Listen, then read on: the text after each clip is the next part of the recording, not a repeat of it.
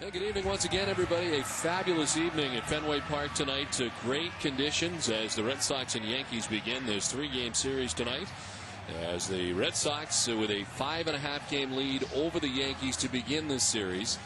And the last time the two teams will meet in the regular season. Of course, the Yankees been playing very good baseball. Had their 7-game winning streak snapped on Thursday night, losing to Toronto 2-1 at Rogers Center.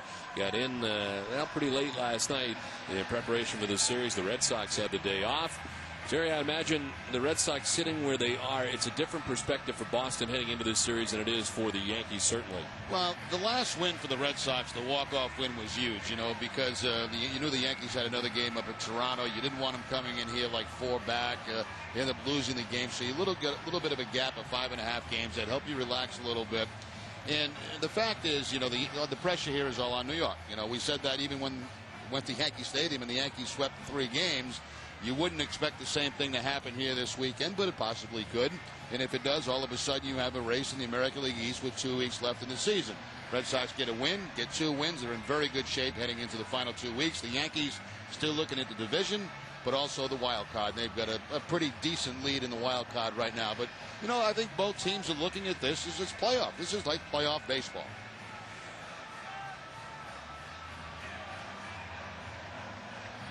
Well, for the Yankees, it's been a fantastic second half. They are 40-20 since the All-Star break, leading the majors in wins and in winning percentage coming into this ball game tonight. And what has really been, it really took a terrific second half for them to even be in the position that they are in. A very tough first half, also part of the reason they are where they are now. But a look at their second half numbers since the break, and nobody's done it better than the Yankees. And nobody's done it better than the guy in your picture right now, as Alex Rodriguez coming into tonight's action with 52 home runs, 140 runs batted in. He's hit at least 50 home runs in 3 separate seasons now, hitting 52 so far this year, 57 in 2002, and 52 back in 2001. And the numbers continue to be incredible for who is likely to be the AL MVP once again. You'd have to say so. I mean, when you look at the numbers, it's hard to beat. It looks like New York's going to be in the playoffs. Of course, you can't. How do you top a year like Alex Rodriguez has had? Red Sox take the field, so let's check out the starting lineup for the New York Yankees, brought to you by Rico. Leading it off, and the DH, it's Johnny Damon with Derek Jeter at shortstop, Bobby Abreu in right field, Alex Rodriguez at third base, Jorge Posada does the catching with Hideki Matsui in left field, Jason Giambi at first base, bats 7th with Robinson Cano at second base, batting 8th, and Melky Cabrera in center field, bats 9th. Infinity brings us the starting pitcher, and tonight for the Red Sox, it's Daisuke Matsuzaka. Well, Matsuzaka making his 30th start of the season. He is 14-12, and of course we all know the troubles he's had recently over his last outing in Baltimore. Only 2 2/3 innings, giving up 8 earned runs. Now against the Yankees this year, in 3 starts, he has a 2-1 record, but he has given up 15 earned runs in 19 1/3 innings for a 6.98 ERA. So the Red Sox looking for Daisuke to get back on track in this one tonight after really a string of bad starts. The Red Sox defense is brought to you by your Boston area Lexus dealers, and they are second in the league with 74 errors on the season. Mike Lowell will be at third base, Julio Lugo the shortstop, Dustin Pedroia at second, and Kevin Youkilis at first. Left to right, Bobby Kelty, Jacoby Ellsbury, a late addition as Coco Crisp has been scratched from the lineup, J.D. Drew in right field, and Jason Varitek doing the catching. The umpiring crew tonight has Jim Reynolds in behind the plate, Gary Soderstrom at first base, Lance Barksdale at second base, and Tim Welke is the umpire at third. Where available, this telecast can be heard in Spanish by selecting the SAP button on your television remote. Enjoy the game. Buenas noches, amigos. Now, as I mentioned, very comfortable conditions tonight at Fenway Park, 70 degrees with a wind out to center field tonight. And the forecast is cloudy, but so far no precipitation in that forecast as the Red Sox and the Yankees kick it off in this 3-game series beginning tonight here at Fenway. Our only telecast of the 3-game series, of course, the Fox tomorrow and ESPN on Sunday night. These overhead pictures of Fenway are brought to you courtesy of H.B. Hood. A-Rod waits on deck. He's the one guy that's been consistent pretty much all year.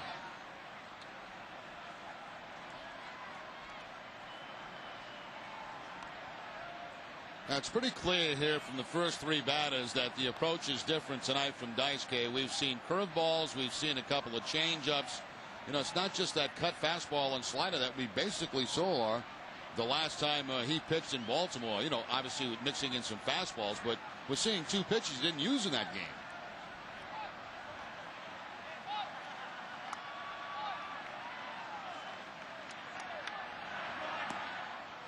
Outside 2-1 to Abreu.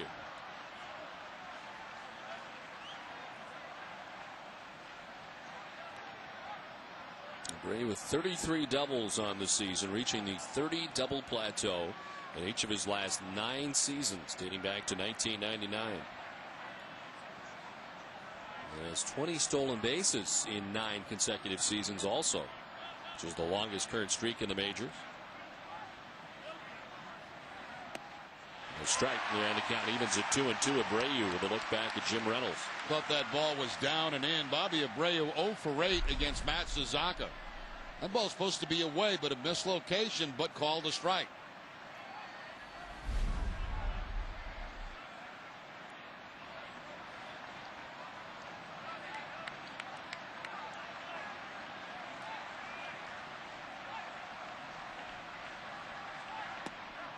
Ball 3, and it's a full count.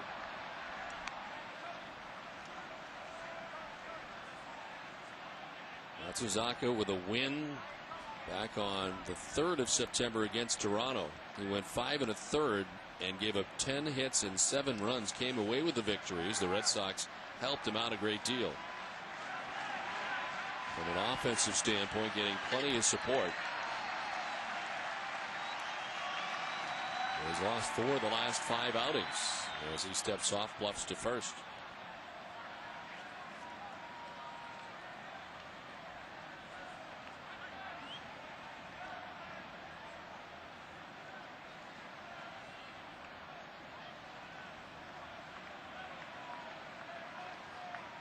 Three and 2 to Bobby Abreu. Johnny Damon at first base. 1 out here in the top of the first. There goes Damon, and Abreu fouls it off.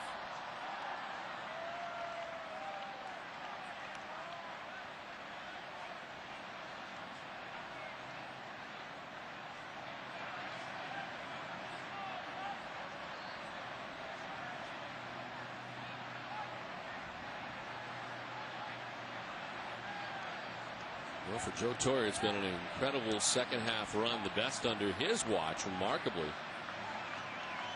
What great years the Yankees have had. They've never been better in the second half under Joe Torre than they are right now. And they had to be to get back into this race. On the ground, Damon was off. They are still not going to get him. Ball kicks away, and everybody's going to be safe. So if he holds on, they got Damon at first, at least for that out. Hard to tell here if the ball was just dropped by Lugo or if Damon had something to do with knocking it out of the glove. Johnny Damon going in, and yeah, just bounced right out of the glove. He could feel Damon right on top of him, and of course that caused him to reach across and drop the baseball. The play there early in the game might have been a first base to get the sure out. Especially with Johnny Damon off on the pitch. Going to charge Lugo with an error. Batter at first reaches on a fielder's choice. And Abreu at first and second, 1 down. And here's A-Rod. The numbers fantastic. .317 batting average, 52 homers. Set the pace in the majors. 140 runs batted in. And that too sets the pace in the majors. And A-Rod hit with the first pitch. That appeared to be a breaking ball. Yeah, it was. It was a curveball from Matsuzaka that just spins out of his hands and hits A-Rod right in the leg. So 2 pitches in this inning. The up and in fastball of Derek Jeter, which I don't think was intentional. I think he wanted to go up and in. And then, of course, the curveball that hits A-Rod right off the leg.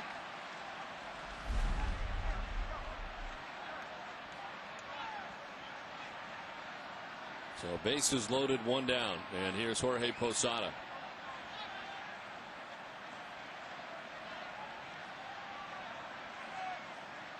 It's been a very good season for the switch hitting catcher for New York, Jorge Posada. .338, 20 homers and 85 runs batted in.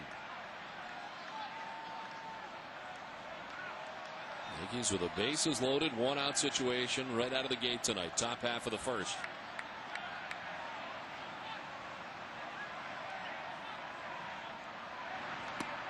And the breaking ball missing away, ball one.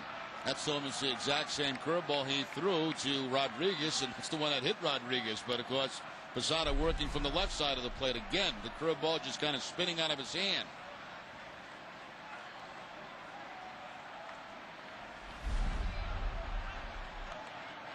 This will be the 20th pitch of the inning for Daisuke Matsuzaka, who's got one out so far.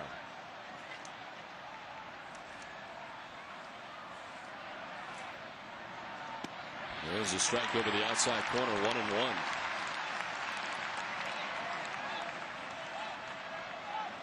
Posada did not play in last night's game at Toronto. He has 16 hits in his last 39 at bats.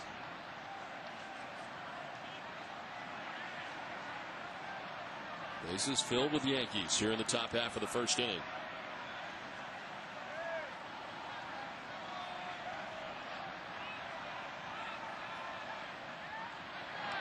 On the ground to first base. Youkilis will come home with it for the force out there. So they get Damon at the plate for the second out.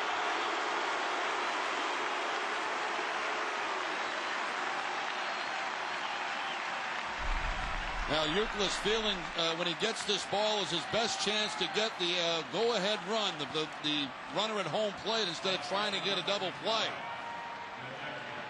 Not even a hesitation, just came up throwing home, and Pettitte wasn't quite sure he had home plate. He took a look back to make sure he had it.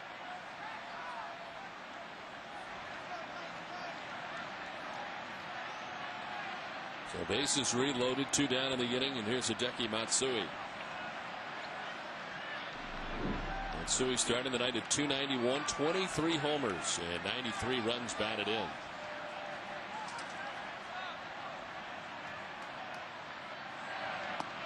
And it's ball one for the Yankees left fielder.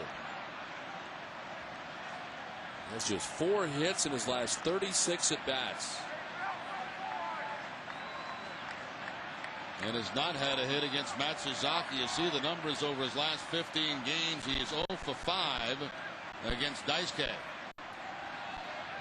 Matsui with 23 home runs, but he's gone 114 at bats since his last one. It was August 8th at Toronto. The breaking ball misses, and it's 2-0.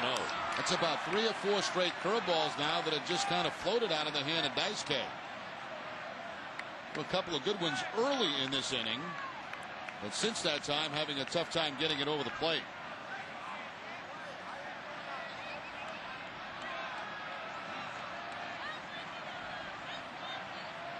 Giambi waits on deck, getting a start at first base tonight. And the pitch outside, 3-0, no place to put Matsui.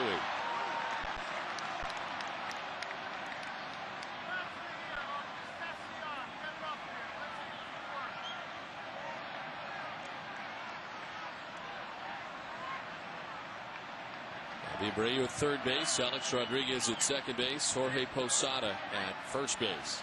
2 outs, top of the first. There's a strike from Matsuzaka.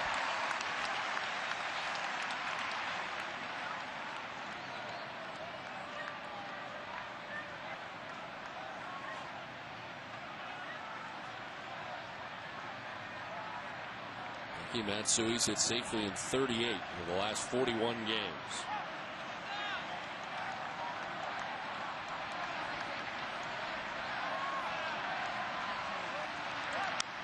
Knocked up foul, backing out of play. Matsuzaka able to battle back to a full count. The runners will be off. We'll count of 3-2 and 2 down.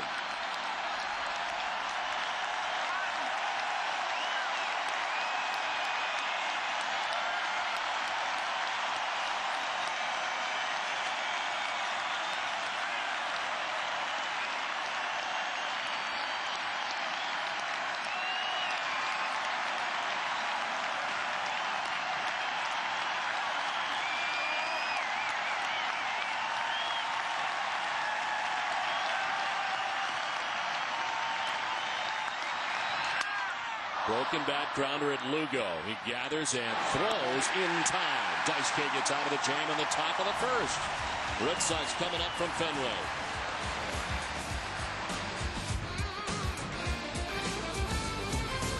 End of the last of the first. Let's check out the Red Sox starting lineup, brought to you by New England Dodge Dealers. Leading it off is Julio Lugo, shortstop for Boston, with Dustin Pedroia at second base, David Ortiz at DH, Mike Lowell at third base, Kevin Youkilis at first base, J.D. Drew out at right. Jason Varitek does the catching and bat seventh, with Bobby Kelty in left field, and Jacoby Ellsbury, a late addition to the lineup. Coco Crisp out with a sore hip. Infinity brings us the starting pitcher, and on the mound tonight for New York, it's Andy Pettitte. Well, the next win for Pettitte will be number 200 of his major league career. 13-8 on the season, the 3.78 ERA. He has faced the Red Sox 5 times this year, 5 starts. He is 2-1, 4.75, and in his career, 15-6. That's in 26 starts against the Red Sox. Julio Lugo leading it off for the Red Sox here in the bottom of the first inning. We'll check to see if he went. No, says Gary Cederstrom. And it's a ball and a strike to Lugo. Starts tonight hitting at .241, 6 homers, and 69 runs batted in.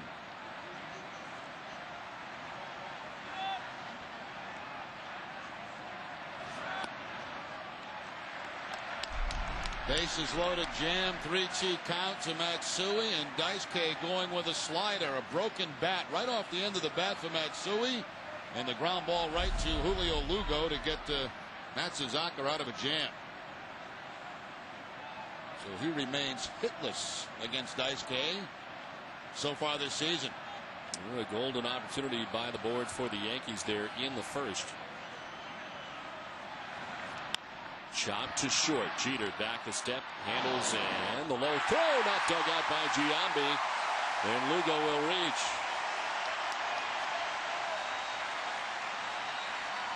Derek Jeter will pick up his 17th error of the season, not getting much help at the other end by Jason Giambi.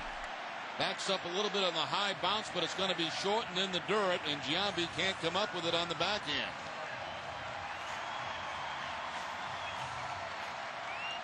Well, Jeter, of course, winning the Gold Glove last year.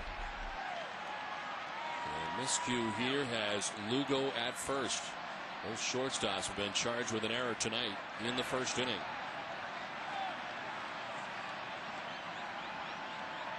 Dustin Pedroia sits safely in 6 straight games as he takes strike 1. And again, Andy Pettitte with one of the best moves ever from a left-hander in a game of baseball. If you can figure it out and get a jump, you can steal on him. The problem is he is very capable of picking you off at first base.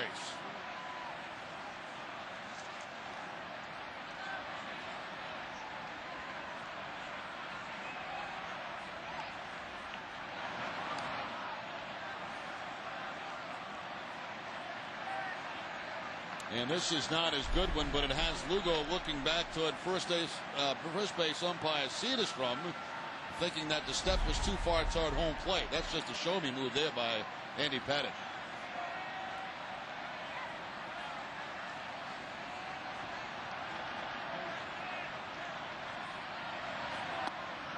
Inside to Pedroia, and the count 1-1.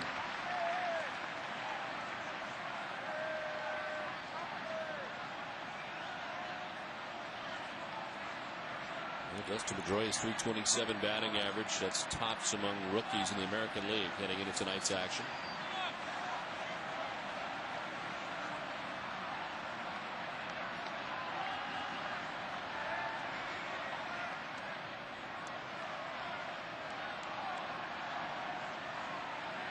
Dustin Pedroia against left-handed pitching, hitting at .344.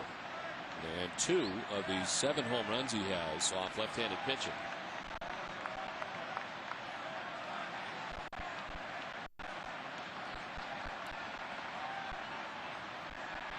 Check, and Lugo's got a very short lead, easily able to get back. In fact, Lugo that time was taking a walking lead, trying to get a walking lead on Pettitte. And Pettitte again throws to first base.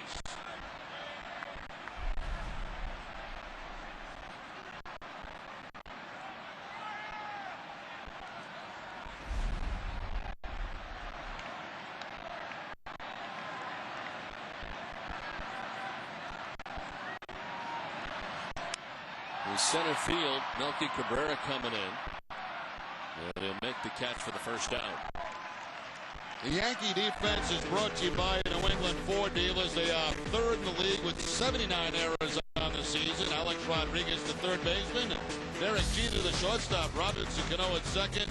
And Jason Giambi at first. Left to right, Hideki Matsui, Melky Cabrera, and Bobby Abreu. Jorge Posada doing the catching for Pettitte. One down here in the last half of the first inning. Julio Lugo at first base, and here's David Ortiz. 321, 31 home runs, and 104 runs batted in. Big Poppy connected for his first walk-off home run of the season on Wednesday night against Tampa Bay. The 9th regular season game-ending homer of his career. Time now for a look at that walk-off home run. The Coors Cold Blast.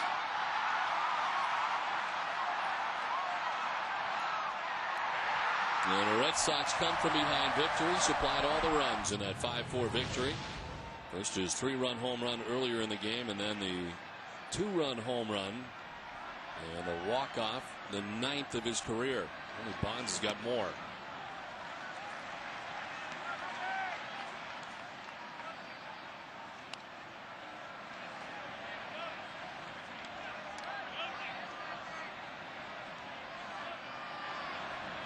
Lowell in the cleanup spot. Manny Ramirez was able to come to Fenway yesterday to take batting practice. He is closer, but not quite ready yet. As Ortiz with a swing and a miss. Slider that time from Andy Pettitte. Of course, Pettitte with the cut fastball and the slider. That more of the slider down and away. And the off-balance swing by David Ortiz. Pettitte was very good in that last outing at Yankee Stadium against the Red Sox.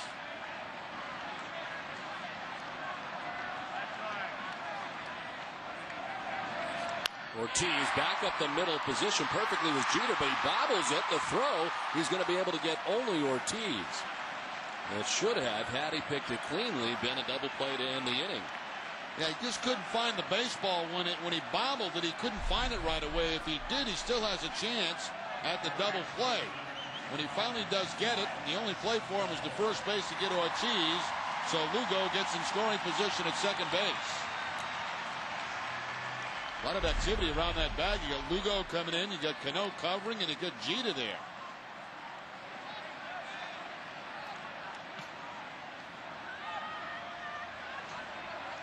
So Lugo at second base, 2 down. Here's Mike Lowell. 26, 18 homers, and 103 runs batted in.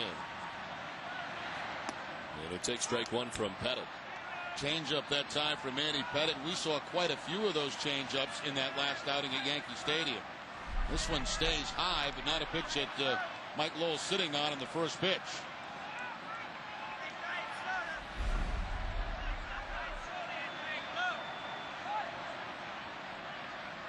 Pettitte bluffing off the backside. The September to Remember is brought to you by W.B. Mason and their new What a Bargain Super Clearance Center for office furniture and equipment.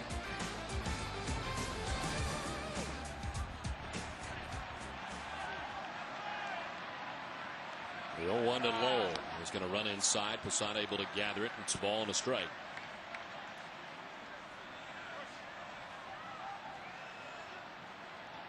A lot of people wondering before the game whether we would see Manny Ramirez tonight as kind of a surprise into the starting lineup for the Red Sox.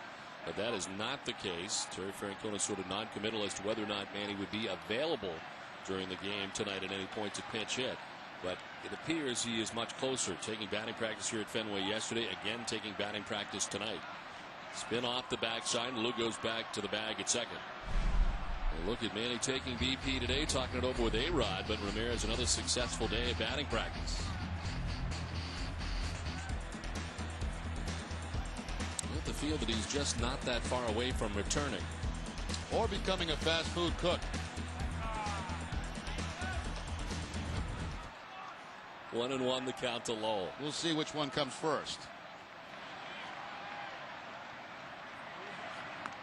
And the pitch inside.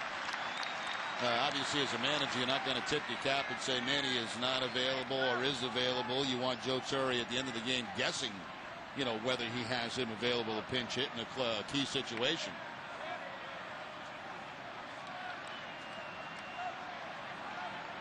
And the media was asking Terry before the game whether he'd be available. He said, yeah, tell Joe he is. As this one is fouled back into the seats off to the right.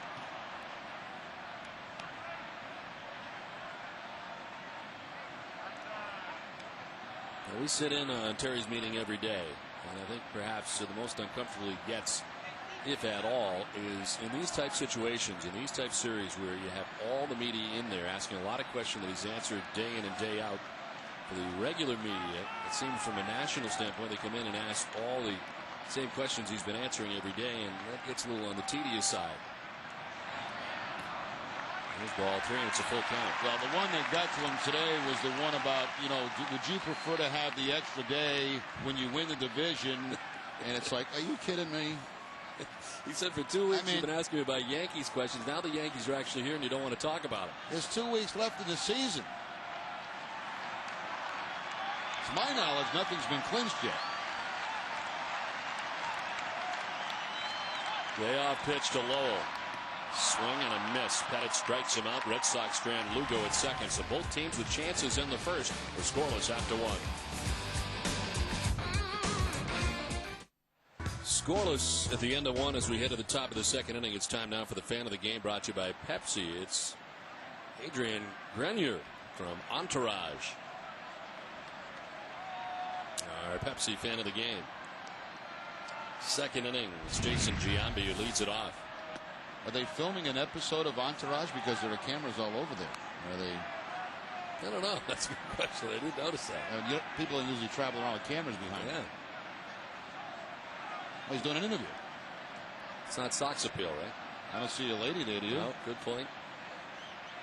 Could be a new edition of Sox Appeal.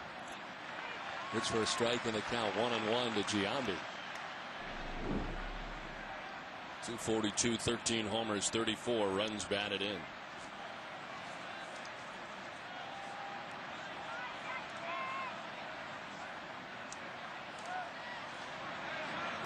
And the dirt kicks off Varitek, and it's 2-1. 27 first inning pitches for Daisuke tonight. Get out of that bases loaded jam.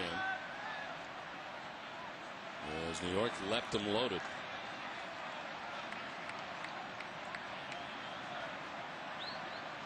Giambi spending time on the DL with a foot problem that has battled him. A left foot, missed a total of 61 games. And since returning from the 15-day DL on the 7th of August, he's hit at 200. 14 for 70 during that time. He appeared in 45 games prior to being placed on the disabled list initially. Hit 262 to begin the year. There's Brian Cashman, the general manager of the Yankees. The Yankees have gone through a fair number of players this season and pitchers. As Giambi earns the leadoff walk to begin things here in the second inning. Let's check in for the first time tonight with Tina Cervasio. Tina? From April through May, Daisuke Matsuzaka went on a streak where he was unbeaten in 7 games, winning 6 of them. But that was then. This is now, and Matsuzaka has struggled since August. Today, manager Terry Francona talked about what Matsuzaka needs to do tonight to get back to being the Daisuke of earlier this season. One of his strengths is throwing all his pitches at any count. He just needs to get back to doing that on more of a consistent basis. And when he starts to run into trouble and the game gets going louder, just be able to throttle back a little bit instead of trying to pour it on.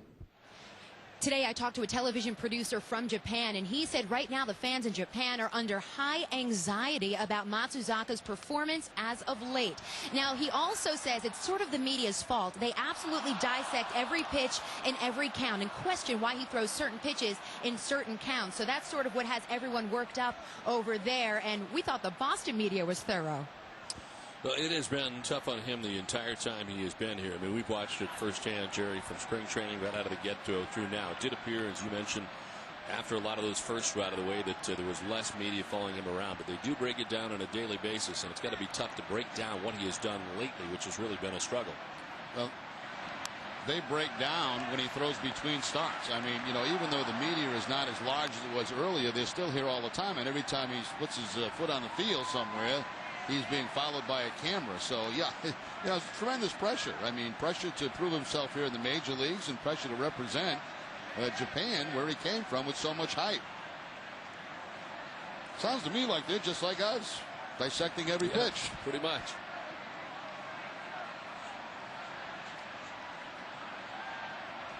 Nicholas standing behind Giambi at first base does not hold him on.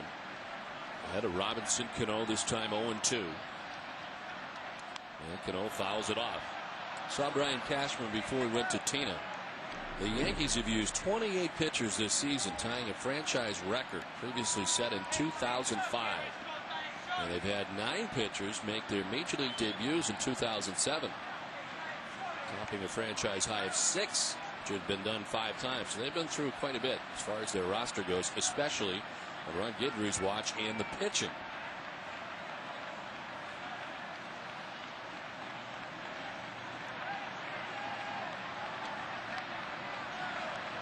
Check swing, he went around.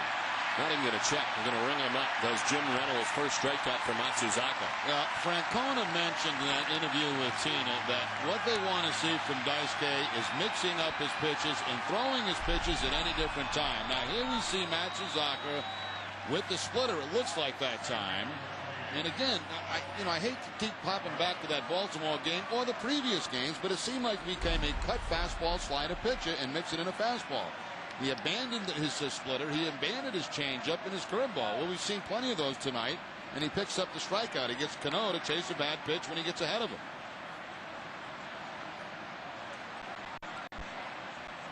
So 1 down, Giambi at first base, and here's Melky Cabrera.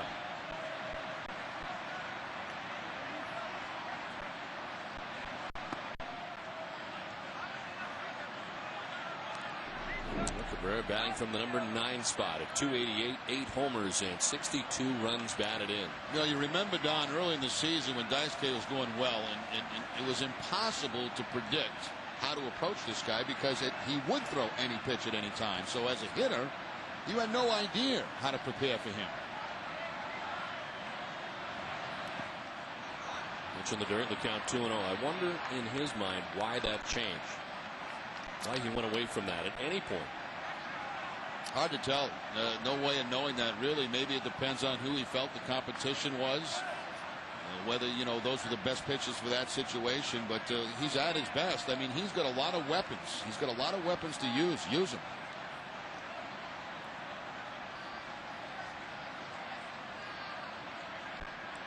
One out, Giambi at first base. 2-0 pitch to Cabrera. And it's popped up. Lugo out to the outfield grass. And there's 2 down. See, all this other stuff, the curveballs, the splitters, the changeups, it makes that fastball look a little bit quicker. I mean, when you have your mind, that he might throw me that off-speed pitch, so sometimes you're not ready for that fastball, as Melky Cabrera was not right there. So 2 down, Giambi at first base. He let off the leadoff walk, still standing at first. And it's second time through now, the Yankees order. Johnny Damon reached on the infield hit first time up. Nicholas notifying Matsuzaka he's going to continue to play behind Giambi at first base.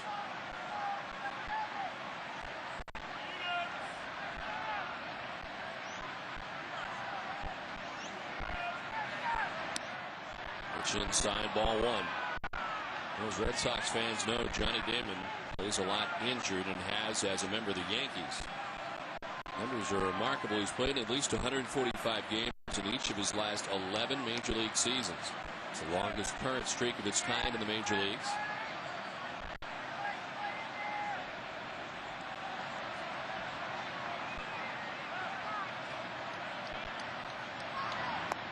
Tried to hold up, but 1 around, says Jim Reynolds, and the count evens at 1-1.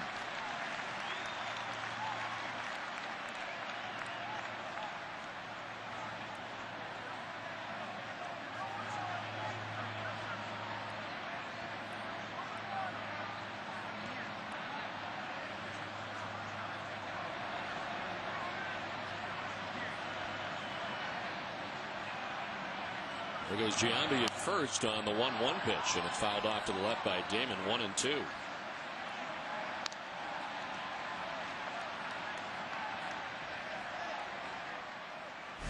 Red Sox Yankees coverage on NESN is brought to you by Hess and Hess Express.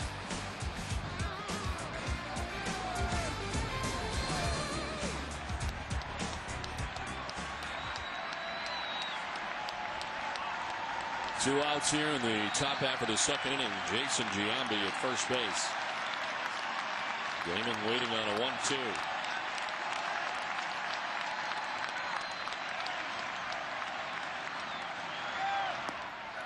Ball 2-2-2.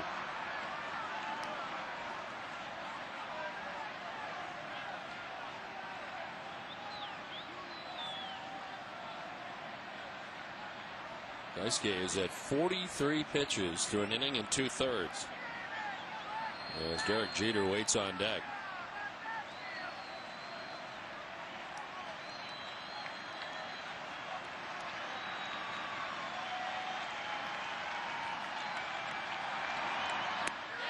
Strike 3 call. Second strikeout for Matsuzaka wraps up the top of the second inning. Scoreless from the Fans. Day of the 7th annual Sam Adams Oktoberfest, which will include over 16 styles of Samuel Adams beer and traditional German food and music. Tickets are going fast, so visit beersummit.com for your tickets and more information. Kevin Youkilis leading it off here in the last half of the second inning. Youkilis, Drew, and Veritek here in the bottom of the second. Andy Pettitte. And an error take place behind him that allowed Julio Lugo to reach. And then proceeded to retire the side. Pedroia, Ortiz, and Lowell. Pretty quick fashion in the first.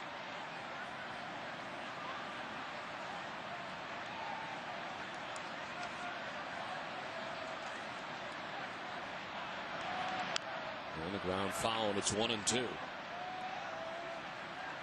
Well, so it was Kevin Youkilis who took those two high fastballs over his head by Jabba Chamberlain right at the end of that Yankees series at Yankee Stadium.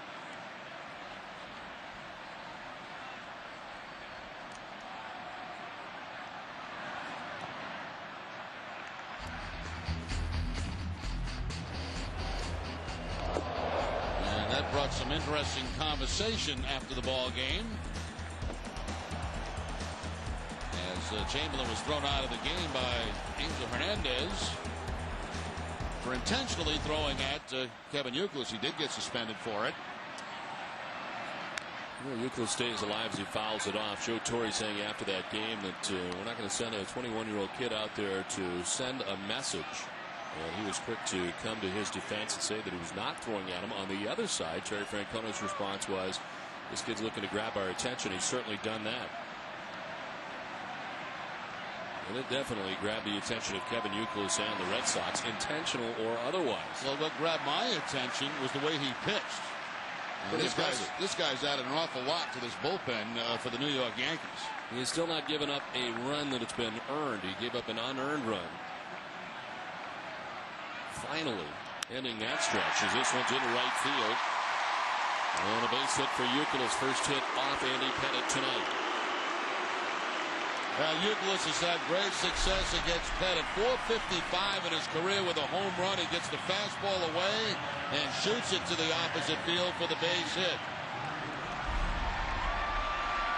Look at some very good numbers for Kevin Youkilis against Andy Pettitte. A leadoff single here in the bottom of the second inning takes us to J.D. Drew. Tried to hold up, but it's a strike call from Jim Reynolds. Drew starting the night at 263, 8 homers, and 50 runs batted in. He's hitting 5 straight games and is 8 for his last 14. A great series against Tampa Bay. It was 5 for 6. Now 0-2. Just to get back to Jabba Chamberlain briefly, they're not allowed an earned run in his first 12 Major League appearances over 16 innings, giving up 8 hits, no runs. The scoreless streak ended after 15 1/3 innings pitched on Wednesday at Toronto with an unearned run. But still has not had an earned run. It's a beach ball or something like a beach ball coming out. Dice K is what it is.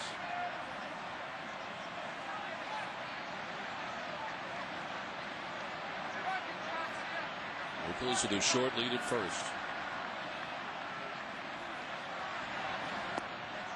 He takes ball 1-2. Pettitte had just a terrific month of August. 6-0, 2.36 ERA in the month of August. Good for the American League Pitcher of the Month as he strikes out Drew. Drew a .353 hitter against Pettitte, but he strikes out this time. Cut fastball again from Pettitte. He just stays away from J.D. Drew in that hole at bat. And of course, once he gets ahead of lefties, he can just throw that breaking ball and cut her off the plate, and lefties will chase it. One down, Euclid at first base, and here's Jason Varitek. Jason starting the night at .258, 13 homers, and 62 runs batted in. It's just 2 for his last 16 in the last 5 games. He was 0 for 6 in that series against Tampa Bay.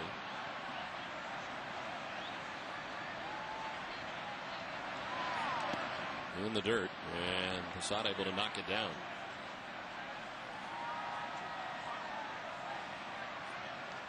We mentioned the numbers for Pettitte in August. 6-0, 2.36. That got him the Pitcher of the Month in the American League. 5th career Pitcher of the Month award. And the 3rd time it's been done with him while he's had a Yankees uniform on. It's the first Pitcher of the Month for a Yankee since Kevin Brown in April of 2004. Now you're heading into a month where Pettitte has been the most successful in his career. 31-13 in his career in September. The best winning percentage in the majors since he came in 1995. And look at his post All-Star break. 9-2, 3.14.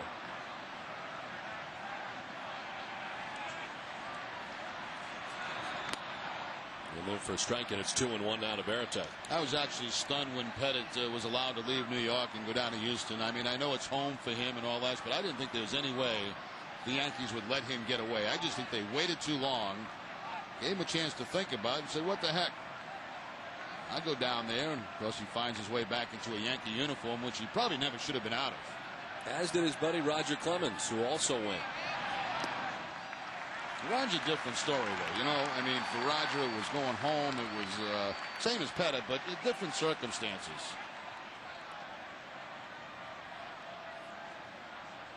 And certainly different finances as well.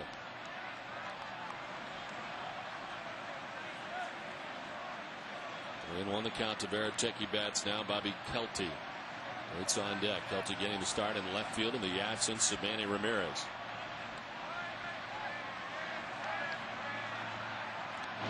Nicholas back on the bag. Now this game right now moving right at a typical Yankee Red Sox clip. Keep in mind these two teams played the longest 9-inning game in Major League Baseball history. 4 hours, 45 minutes. Game 2 of the day-night doubleheader. Last season here at Fenway Park as Varitek takes strike 2. Look back. Jim Reynolds. Full count now. Varitek thought the ball was away. It was a cut fastball that stayed outside, and you see Posada had to reach across the plate to catch it. That ball was supposed to be inside.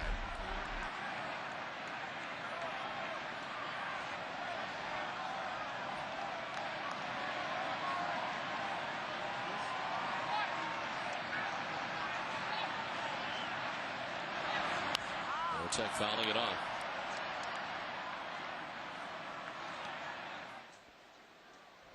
Boston Red Sox baseball on Nesson is brought to you by Nissan and by Dunkin' Donuts.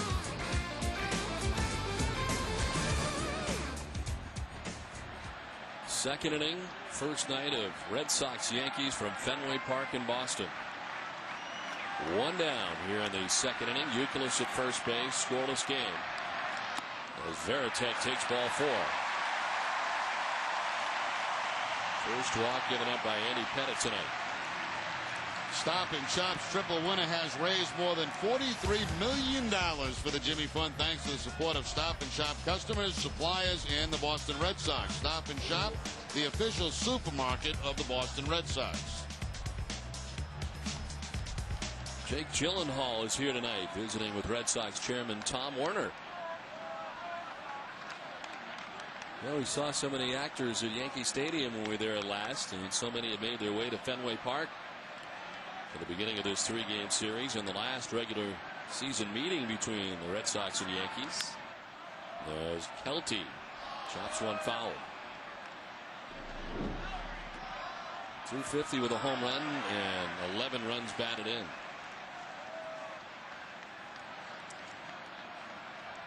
It's time between the Oakland Athletics to begin the season and the Red Sox here to end the season.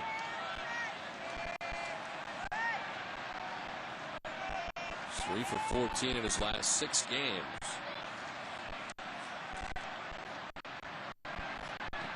In the dirt, skips by Posada. Youkilis started, then stopped as Posada got it to it pretty quickly. Youkilis couldn't see it.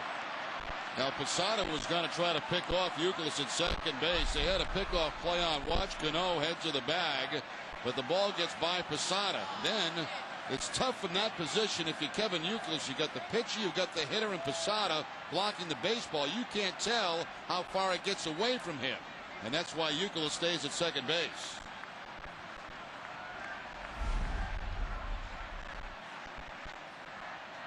So Youkilis at second, Pettitte at first, one down. Well, that's a strike. Not where Posada was, but it was a strike, it appeared.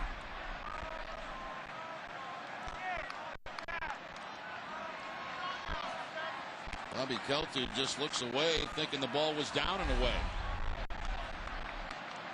Posada had started inside and ended up across the plate to grab that. Ball 2, it's 2-2. That looked like a better pitch than the one before.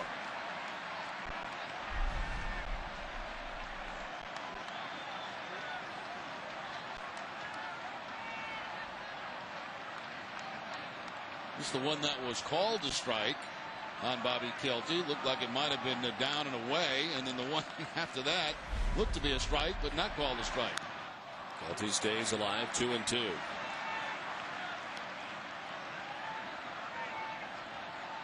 Andy Pettitte's pitch count rising. He's at 40 pitches through an inning and a third. Daisuke 44 pitches through the first 2 innings. Youkilis at second, Pettitte at first. One down in the Boston second inning.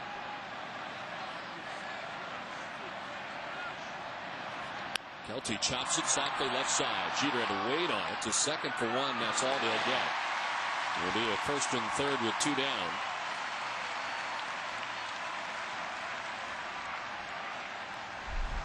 Looked like a curveball that time from Andy Pettitte, and the big high bounce out to Jeter. 2 bounces, no chance to get the double play. They do get the force out at second.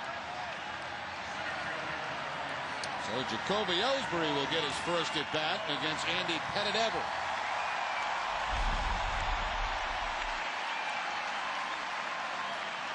Late addition to the Red Sox lineup tonight. Coco Crisp was in there. Could not loosen the hip, which has been bothering him lately. It was a tight hip. And out of the lineup, Ellsbury in the lineup right before game time.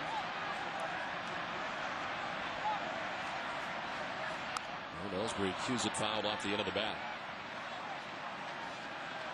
Left-handers this year against Pettitte have hit .291. Right-handers at .280.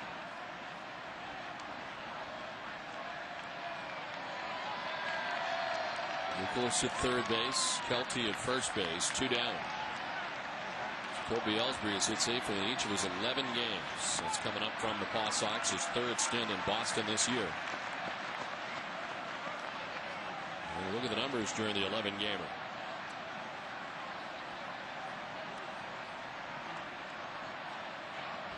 His power has been surprising. He's homered 3 times. He had 59 major league at-bats after producing just 2 home runs and 436 minor league at-bats all year. On the ground and into center field. From third comes Youkilis, and the Red Sox have struck first.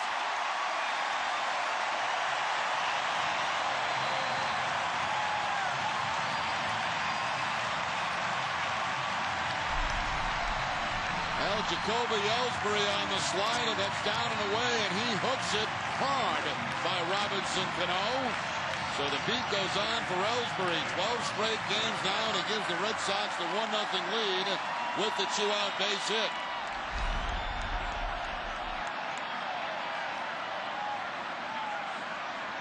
Runners at first and second now, back up top for Julio Lugo.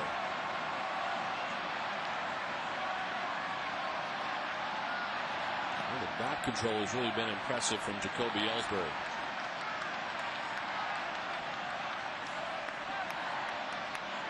He's driven in the game's first run.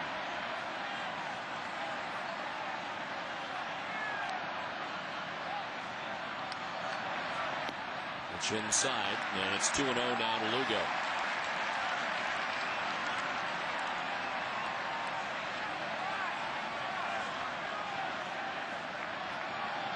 Reaching on an error committed by Derek Jeter in the first inning. Both shortstops have made an error in this one.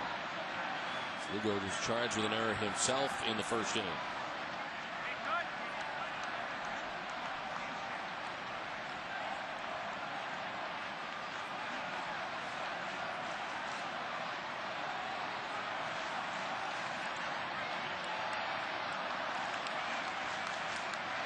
Kelty at second, Ellsbury at first.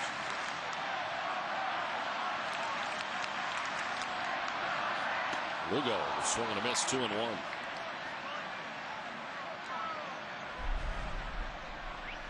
Change up for Mandy Pettitte, and as I mentioned, you know, that was a very good pitch for him in his last out against the Red Sox at Yankee Stadium. Only a couple of them so far in this game tonight.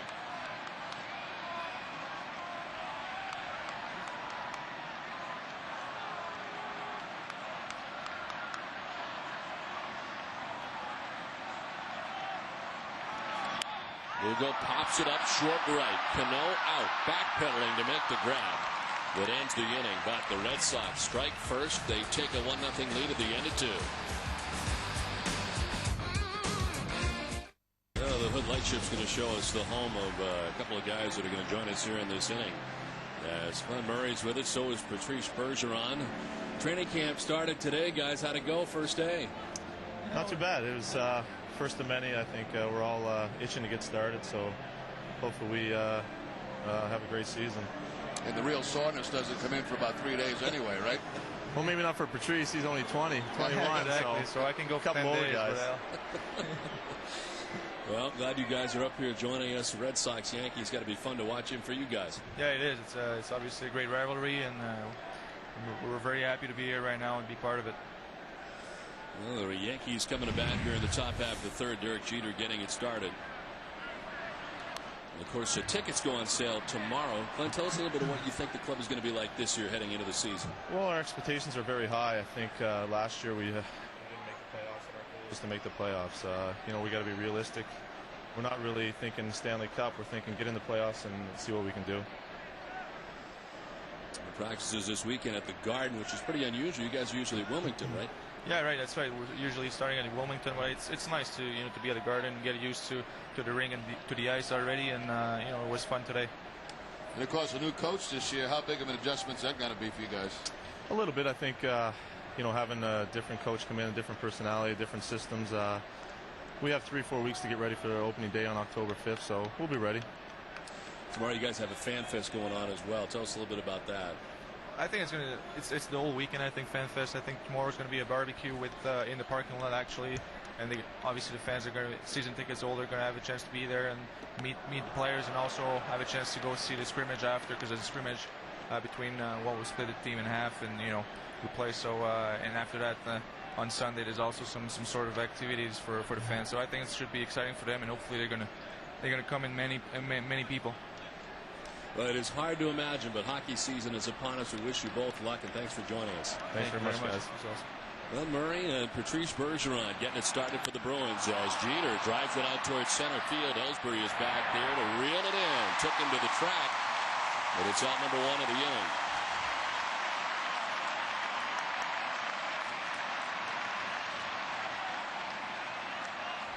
Jeter retired as Ellsbury had to go a long way to get it.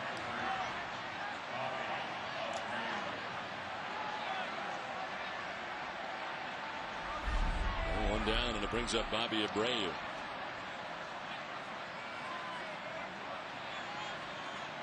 Abreu reached on a fielder's choice in the first inning.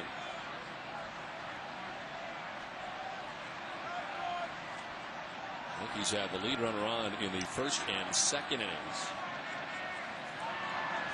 but not in the third, as Abreu takes the strike from Daisuke, and needs a pretty quick inning after throwing 44 pitches through the first two.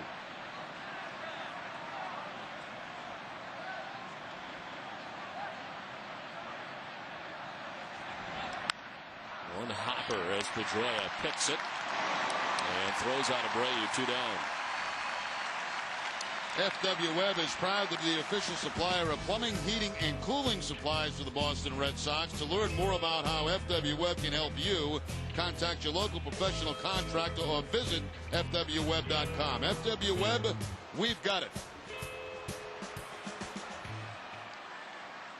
Well, 2 quick outs here in the third inning, exactly what Daisuke needs, as A-Rod was hit by a pitch in the first inning. There's a breaking ball. This one sent foul off to the right. This player profile is brought to you by Sovereign Bank, the official bank of the Red Sox cable network. Now look at the numbers. A started incredibly well. 14 homers, 34 runs batted in the first month of the season. You hate to say that it lagged a little bit in May, but he went from 14 to 5 and 11 RBIs.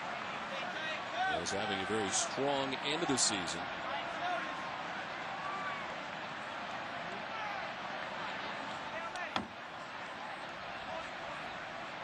The Yankees tonight playing in their 147th game of the year, one less than the Red Sox have played. And finishing up a pretty long road trip that took them to Kansas City, Toronto, and now finishing here in Boston. And they had a 7-game winning streak come to an end last night against the Toronto Blue Jays in the final game of that series in Toronto.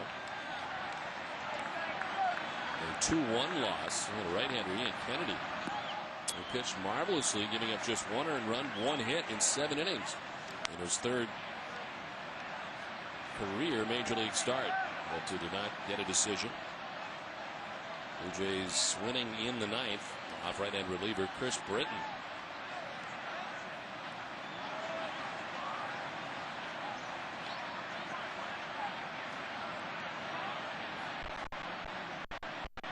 Let's get ready with the 2-1 pitch to A-Rod.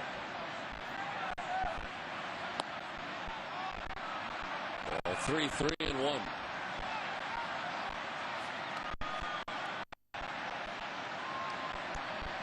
Alex Rodriguez has hit a major league leading 22 home runs this season, which have either tied a game or given the Yankees a lead.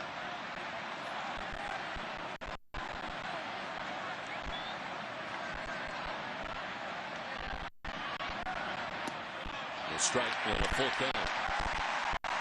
Cut of that time on the 3-1 count to A-Rod.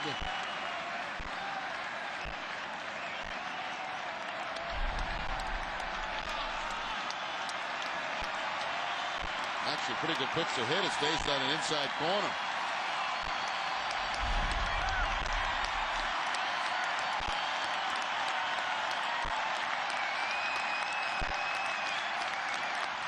Struck him out. A-Rod strikes out. It's a 1-2-3 inning and a 1-0 Boston lead.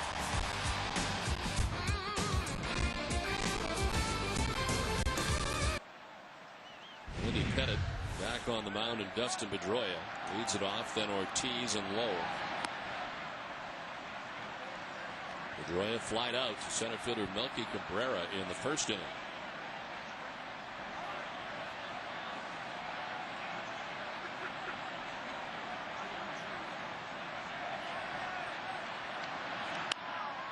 To third. Rodriguez stays with it, and a good throw to get Pedroia at first base. Kind of a tough hop here for Rodriguez. He's able to knock it down, and for his good fortune, the ball kind of bounces in front of him toward first base. So momentum going in that direction, he's able to pick it up and still get Pedroia by 20 down that line. Ball bounces in the other direction, it's a different story.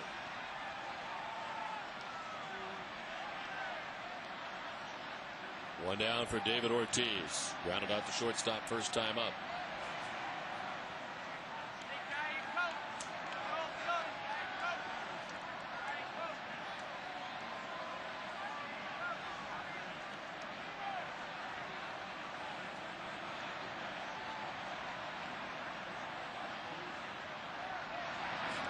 The shift on here for the Yankees. Jeter stays on the left side of the infield, but Cano goes to short right.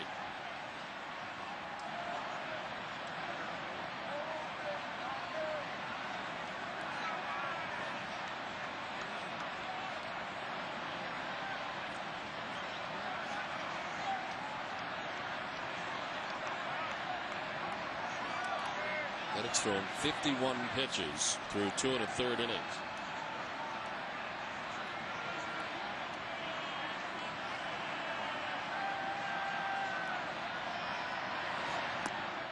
Ortiz takes ball 2, 2-0.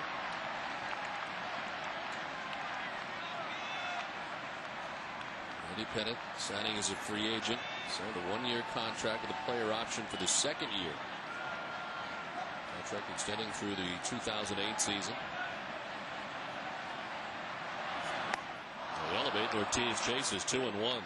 The Red Sox Player of the Week is brought to you by your Kia dealers. This week it is David Ortiz. 6 games, he had 409. 4 homers, 3 doubles, and 8 runs batted in. And of course, the walk-off home run on Wednesday.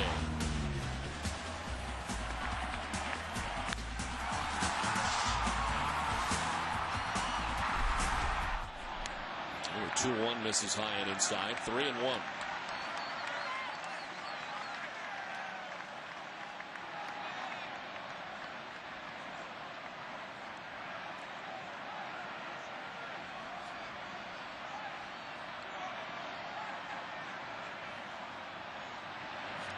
Ortiz hits it high in the air out towards deep left center field. Matsui back at the wall. That ball is high off the wall.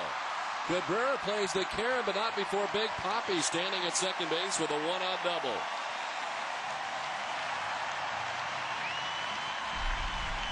Looks like a high fastball here from Andy Pettitte up and away from Ortiz. And of course here at Fenway Park, David using that left field wall.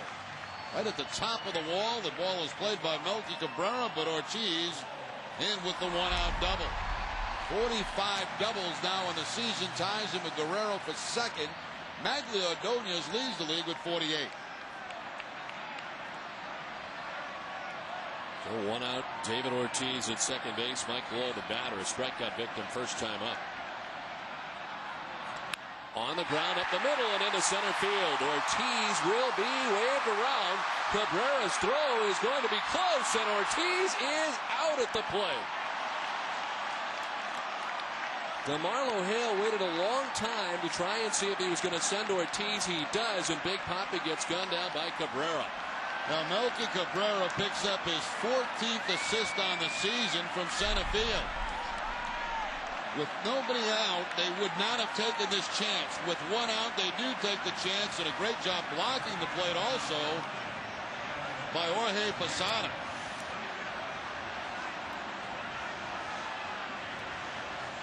Look at Posada. He really gave Ortiz nothing to slide into except himself. There's nobody out. There's no way that Hale sends him there. With 1 out, if you think you get 75% chance of making it, you send him. Youkilis bats with Lowell now at second base. Single took second on the throw.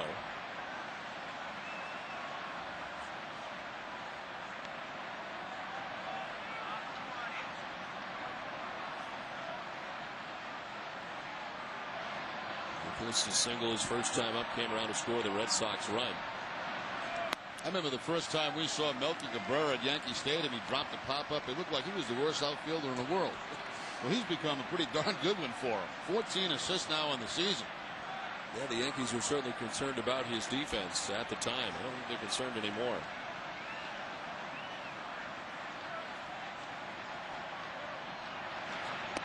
Euclid takes a strike and it's 2-1. 12 of those 14 assists have come from center field for Cabrera. That's the most by any center fielder in the American League.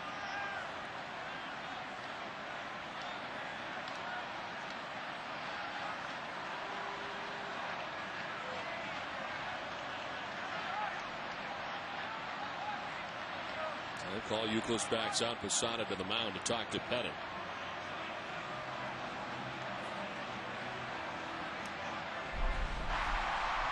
One more look at the throw home by Melky Cabrera, and all the way in the air. Not even a bounce to home plate.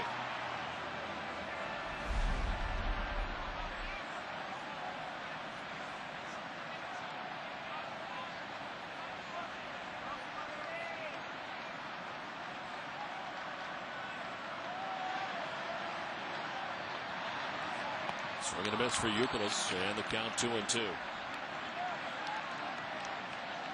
Roger Clemens a question mark for Sunday. Yankees have not made that announcement yet. It'll be Schilling for the Red Sox to be determined at the moment for the Yankees. Had a side session yesterday. They were waiting to see how he would bounce back today from that side session.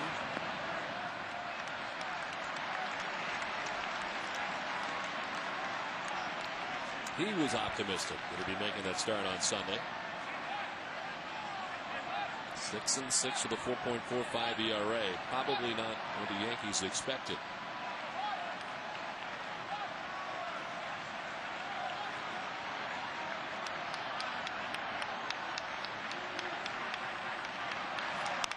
Euclid fouls it off to the right. Stays 3-2. You know, it's interesting. Maybe not what the Yankees expected, but when did they turn their season around? When he arrived. When he arrived. So maybe he had more to do in that clubhouse than people think.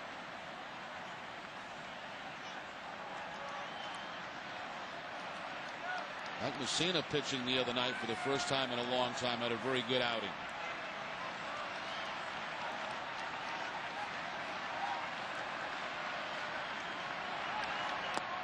Euclid takes ball 4. The second walk surrendered by Andy Pettitte. Turn on winning $5 and $10 Red Sox instant tickets to the Mass Lottery into cash with every Red Sox victory in the $1 Million Double Play. Learn how to play at masslottery.com and stay tuned in Nesson after every Red Sox victory to see if you're a winner. Please play responsibly. First and second, 2 down in the Boston third inning. Red Sox on top 1-0. There's J.D. Drew, who struck out swinging his first time up.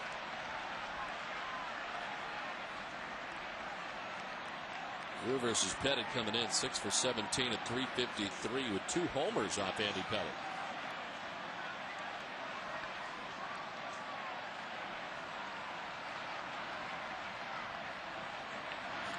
On the ground at first and through Giambi. Around from second comes Lowell. Giambi runs it down, but the Red Sox take a 2-0 lead.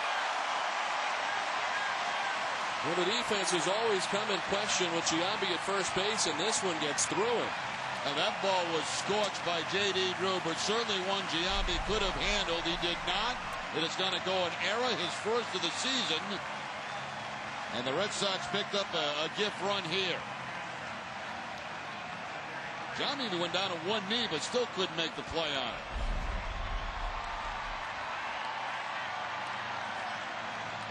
So the error for Giambi, the second miscue of the night for the Yankees. Jeter had made one in the first inning. Giambi makes one here in the third.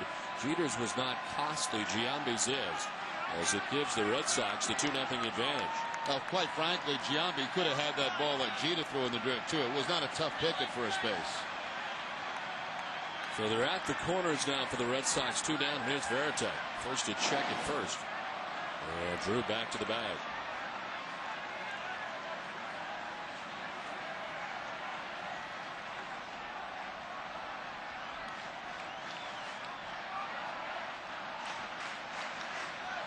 Pettitte walking in the second inning. One of 2 walks allowed tonight by Andy Pettitte. One coming in this inning.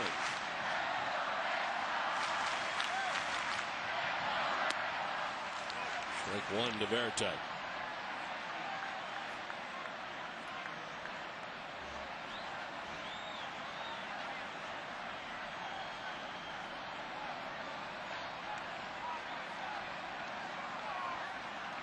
Bobby Kelty waits on deck.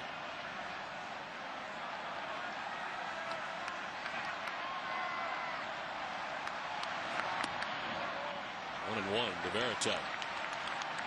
Pettitte has been a 21-game winner on 2 occasions back in 1996 with the Yankees. And then in his last season with the Yankees before going to Houston, he won 21 games. That was back in 2003. Then the 3 seasons with the Astros before coming back.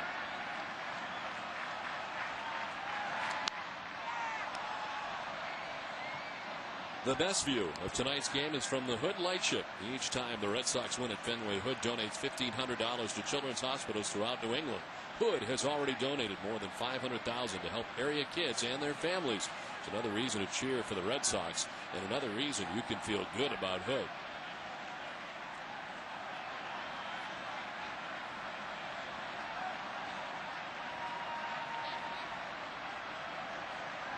One and two, the count to Pettitte. Youkilis at third, Drew at first.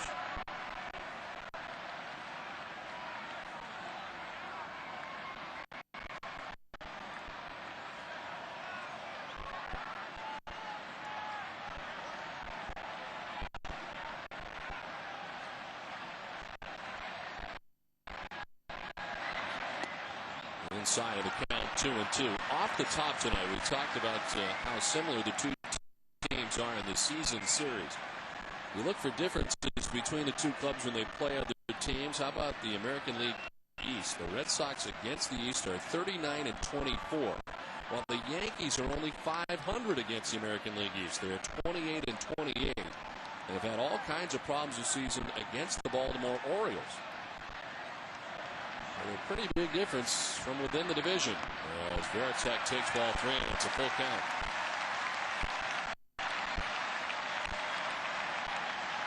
Well, Andy Pettitte not nearly as sharp as he was in that last outing at Yankee Stadium. A lot of pitches here early in the game. Good number of balls. 33 balls and 37 strikes for Pettitte.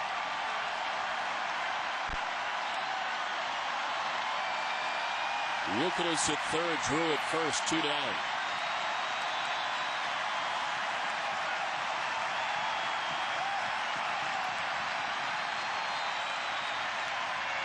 Pettitte strikes out. Third strikeout for Pettitte. Red Sox grab a run, take a 2-0 lead at the end of 3. Top half of the 4th inning is 2-0. Red Sox on top, out hitting New York 4-1 as Daisuke returns to the mound. 3 shutout innings. His toughest inning tonight was the first when he threw 27 pitches, get out of a bases loaded jam. Walked a batter in the second and has now retired the last 6 Yankees in a row. As Jorge Posada gets it started here in the top of the 4th.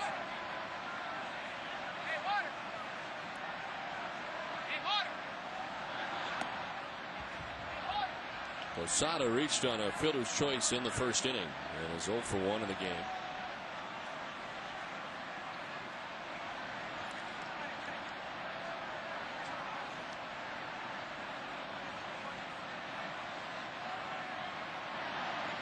Send it down to Tina Cervasio. Tina? Don, I am joined by Carl Edwards and Matt Kenseth of Roush Fenway Racing. They're getting ready for the Sylvania 300 this Sunday at New Hampshire International Speedway. How did the qualifying run go today for you guys? It went better for Carl than it went for me. We didn't qualify very well, but hopefully we'll get running better tomorrow in race trim for the race on Sunday. So, Carl, what are your thoughts on the race on Sunday? I'm really excited. I mean, the last time we were here with the Red Sox car, it went really well. We had a little bad luck in the pits, but you know, we've got a great Marriott Club Vacation car this weekend. It should be good. It's a great racetrack, and I mean, I know Matt and I are having a blast being out here and watching these guys do what they do. Yes, and you guys have been returned to Fenway now. I mean, do you find yourself watching more Red Sox games? I see Matt is fully in Red Sox garb here. Yeah, Carl's dressed to go to the club tonight. I'm dressed to go to the ball game. Do you find yourself following the Red Sox more? Yeah, we do. Matt could have at least given me his hat for the interview or something. It's amazing to be able to come out here and see this, and to come to the Yankees Red Sox game. That's as good as it gets. And being down here, you had the opportunity to meet some of the Red Sox fans. I mean, how can they compare to some of your NASCAR fans? They're pretty loyal. You know, it's pretty cool to come here. It reminds me, I grew up in Wisconsin, so it reminds me a lot of Lambeau Field going there and seeing the Packer fans. So it's pretty cool. All right, guys, thank you so much for joining us. Don? Okay, Tina, this one lined to center field by Posada. Looked like Ellsbury was over the wrong shoulder at one point, but it was scorched up over his head and one hops the wall. Now, Posada had the green light on the 3-0 count. He missed the fastball there. On the 3-1 count, he gets another fastball from Daisuke and a line shot quickly up over the head of Jacoby Ellsbury. Russ Posada coming to the game at .338, which is fourth best in the league in batting average. He has just had a solid season all year.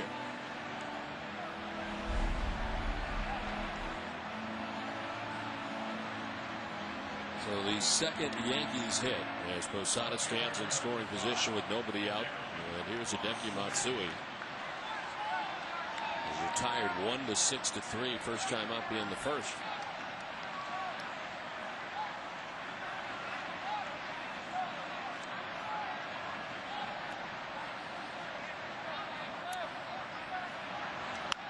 To right and deep. J.D. Drew headed back towards the corner, and that is going to be off the wall. Ricochets around as Posada coming around from second base very late. Here's the throw from Pedroia. It's up the line, a run in. And to third base with the triple goes Hideki Matsui. The Yankees are on the board as they cut the Red Sox lead in half. Well, Matsui finally gets his first hit off Daisuke, and he jumps on the first pitch. Fastball upstairs about belt high, hooked. When it left the bat, I thought it had a chance to be a line drive home run, but it doesn't make it. It bounces up against the wall. When Drew tracks it down, Matsui on the way to third base, and of course the Yankees have their first run.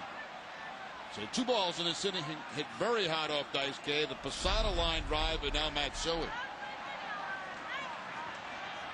So the tying run 90 feet away with nobody out. And here's Jason Giambi, who made a costly error. Gave the Red Sox their second run last inning as he takes ball one.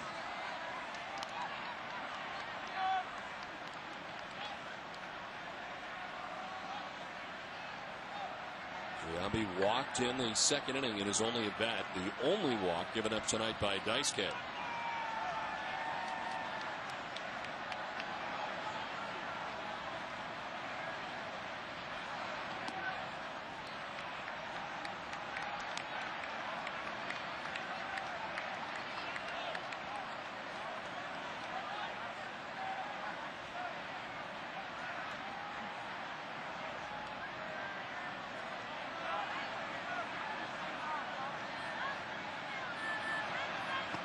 A strike, and it's 2-1 now to Giambi.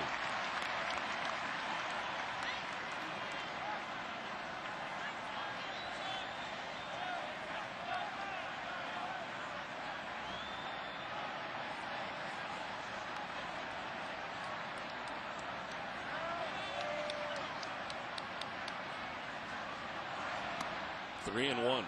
If you look back over the course of the season for Daisuke Matsuzaka, it's always been that one tough inning. He has given up 4 runs or more in an inning 8 times this season. And John Farrell hopes that this is not that inning. And that's what Francona was saying today. You know, when the game speeds up, he seems to speed up with it. His mechanics go out of whack and starts walking people.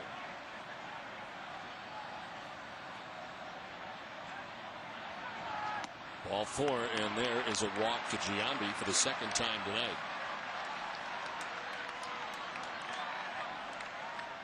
So it's first and third now. Nobody out. Robinson Cano coming up.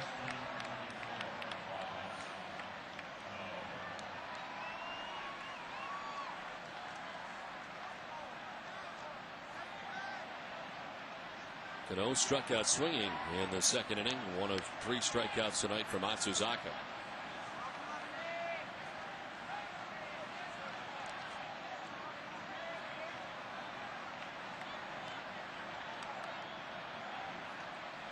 Cano leads all American League second basemen with 82 RBIs on the season.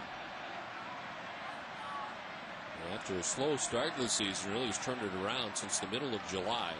He's hit at .348. It takes ball 1 from Daisuke. And again, the streak of wildness for Matsuzaka walking Giambi. That pitch not close to Robinson Cano.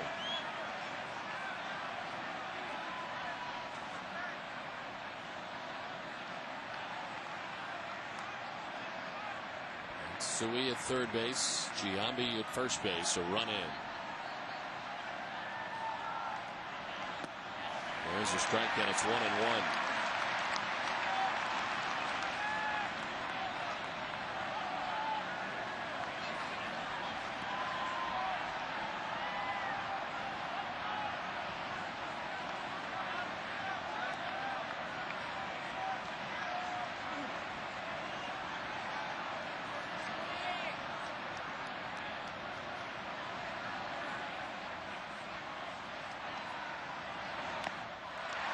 One and two. Cano doesn't walk very much, only 36 times on the season. He will chase some bad pitches.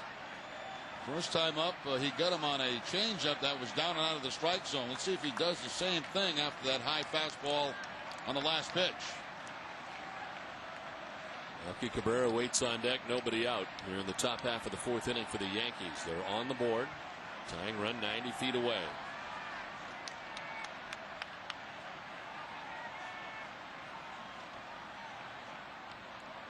Well, the numbers for Cano are pretty impressive on the road, not just this season, but his lifetime batting average, a .328 career batting average away from Yankee Stadium.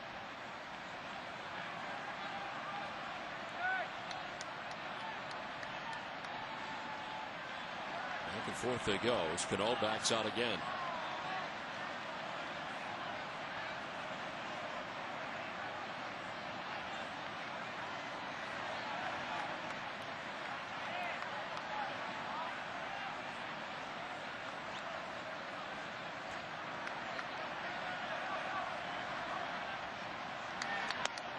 Two and two.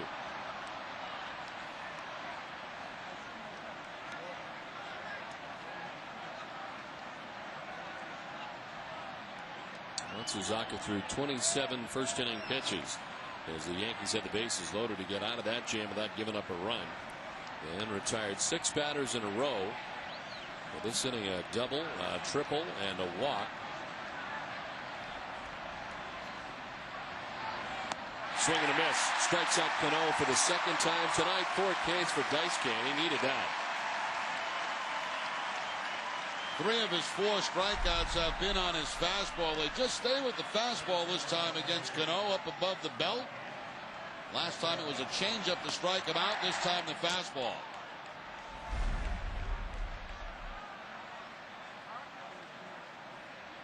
So 1 down, first and third, and it brings up Melky Cabrera.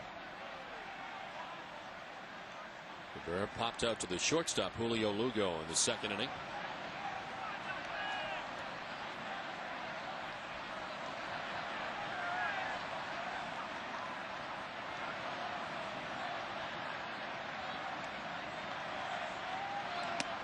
Swing and a miss and a pitch up. Cabrera has been in a little bit of a funk offensively, 1 for his last 18, and chases a bad pitch there.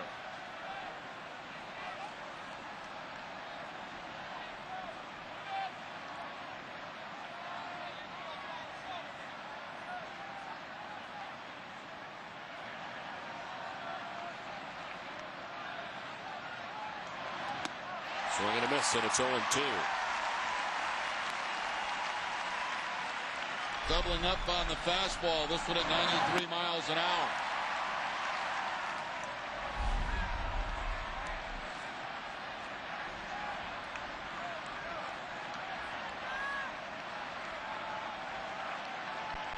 Matsui at third base, Giambi at first base, 1 down. Elevate again, and it's 1-2.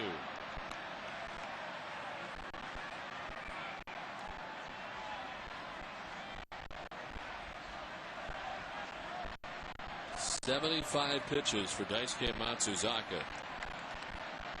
40 strikes. A strike percentage of 53.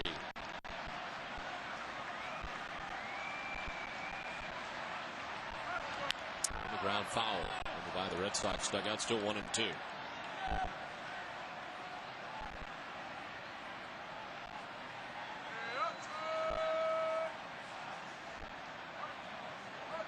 And a lot of guys been chiming in on Daisuke, and Akinori Iwamura, who was here with Tampa Bay, said over in Japan, he said, you know, he was the guy that they wanted to go to in big games, and he was the guy they wanted to see finish games. And even at 130, 140 pitches, because they felt even at that pitch limit, he was better than the guy behind him coming in.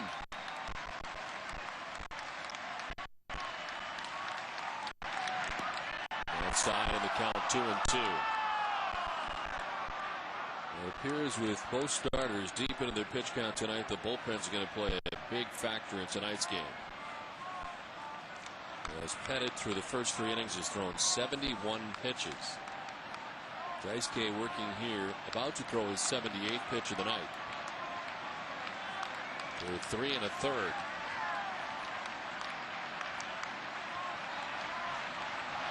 Cabrera grounds it left side.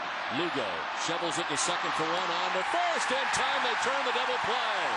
Close play at first, but they're able to get it done. The Red Sox have a 2-1 lead after 3.5.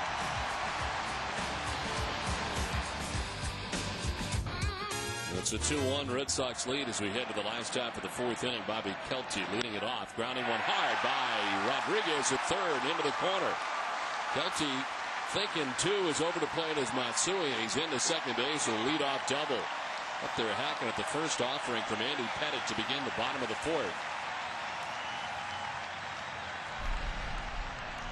Kelty wasting no time jumping on that first fastball. The top spin ground ball quickly past A-Rod at third base and all the way down to the 310. Huddy Kelty's done a nice job for the Red Sox. That was a good pickup for Boston.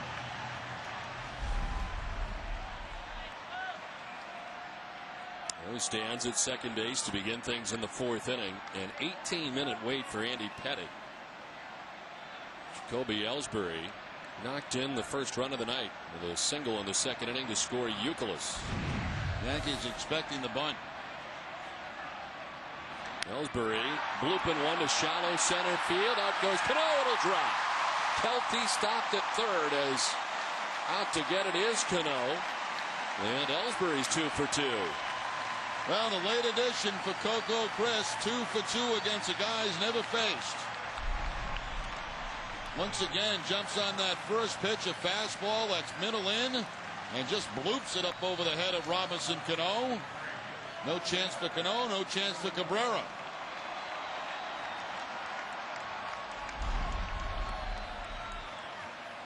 And Louis Alicea, I'm sure, is telling Ellsbury about the move of Andy Pettitte. First and third, nobody out. Julio Lugo reached on an error in the first, popped out to second base in the second.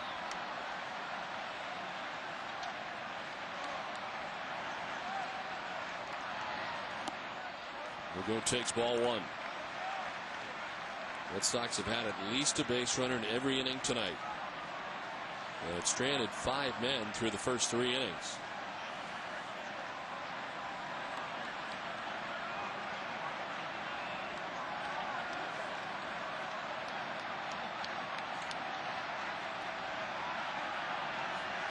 In the dirt, Posada knocks it down, keeps it in front of him, 2-0.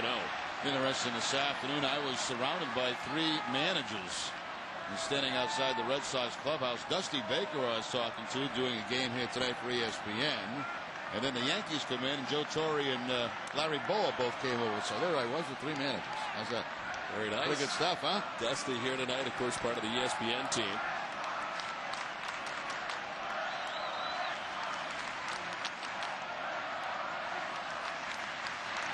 Swing and a miss. And the count 2-1. Well, Joe Torre's got a few of those guys on his staff. Of course, Tony Pena, former manager in his own right. He's got Joe Kerrigan in the bullpen. Joe's nothing but a class act. I mean, he always has been. Takes the time to come over, say hello. It's a strike and the count 2-2.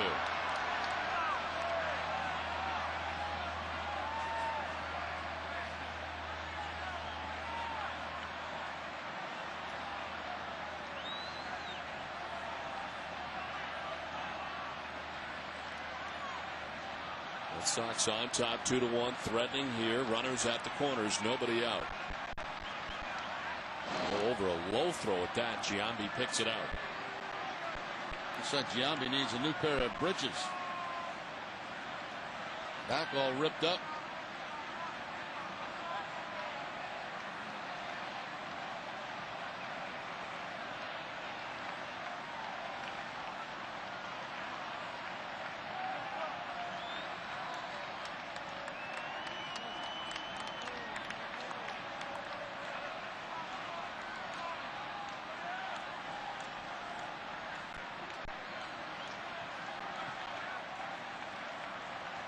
Another 2-2 pitch from Pettitte.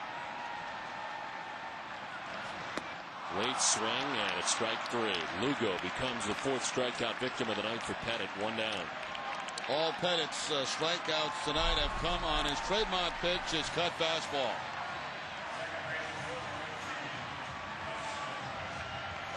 Cutter on the outside part of the plate that time for the strikeout against Lugo.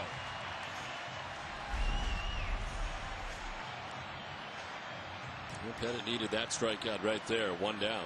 And here's Dustin Pedroia, is 0 for 2 tonight. Red Sox second baseman is fly to center and is grounded out to third base.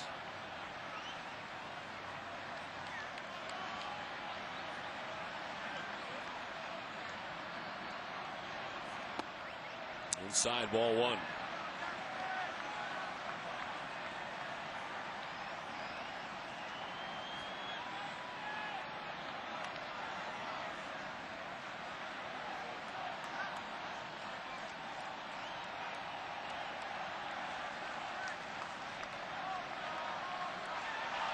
Ellsbury took off to throw down, and they don't get him. Had him picked off, but he goes through with it, never hesitates, and is able to steal second base to bring Torrey out of the dugout. Now, 2 things about this. First of all, that's what you do. If you get picked off at first base, continue on and hope for a bad throw. Let's see, as the hand's in before the tag. The other thing is Giambi doesn't throw very well and doesn't like to throw. So if you get picked off first base, you just keep going. One more look to see if the tag's there before the hand. I don't believe so.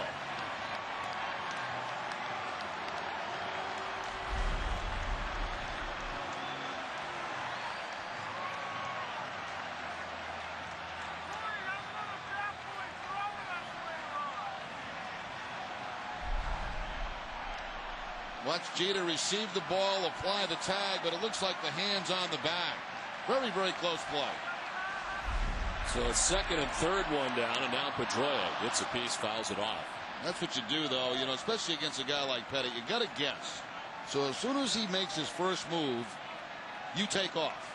If he throws to first, it does take him a while to get the ball over there, and then you need a good throw from the first baseman, Giambi. Giambi did make a good throw that time, but Giambi doesn't like to throw a ball around.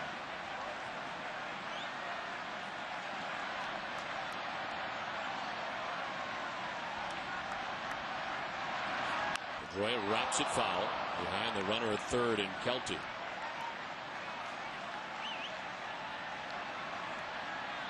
It's Red Sox and Yankees from Fenway Park in Boston. Don Orsillo, Jerry Remy, and Tina Serbasio bringing you Boston Red Sox baseball in high definition and Adobe Digital 5.1 surround sound on Nesson. Red Sox on top 2-1. Threatening here in the last half of the 4th. Runners at second and third, 1 down.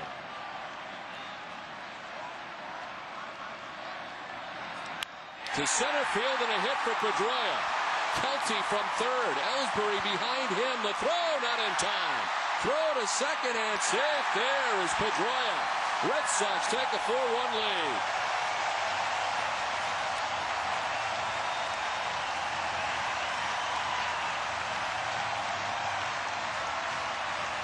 Now Pedroia jumps all over a high fastball from Pettitte. Puts it on a line in the center field. Red Sox fans, of course, rooting for Pedroia to be Rookie of the Year. High fastball about letter high. And with Ellsbury's speed at second base, he has no problem scoring. There's no cutoff, and that means that the runner, Pedroia, gets in a scoring position at second base.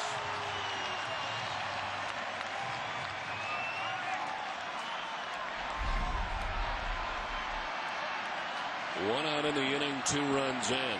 As Pedroia at second base, David Ortiz the batter.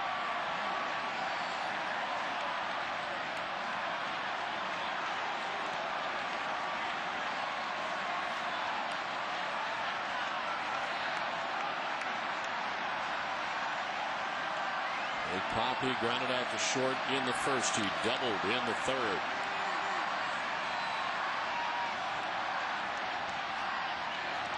Line to right, base hit. Pedroia being stopped by DeMarlo Head. Abreu's throw, a very good one. And it's first and third now with 1 down. Now second hit for Ortiz off Pettitte. The first one going to the opposite field off the wall. This time pulling the breaking ball. That's out over the plate.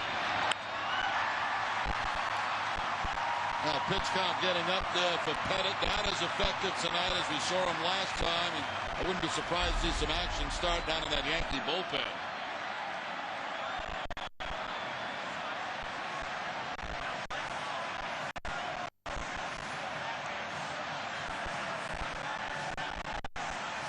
Stirring down in the Yankees pen. It does indeed look like somebody's going to get up. As Guidry to the mound for the first time tonight, talking over with Andy Pettitte.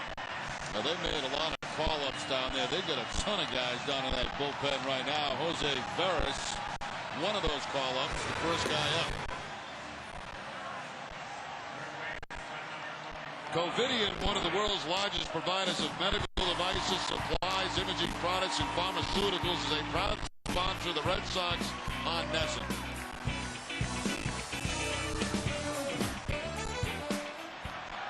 David Ortiz, 2 hits tonight, stands at first base. Pedroia at third base, 1 out in the inning. And Mike Roll takes ball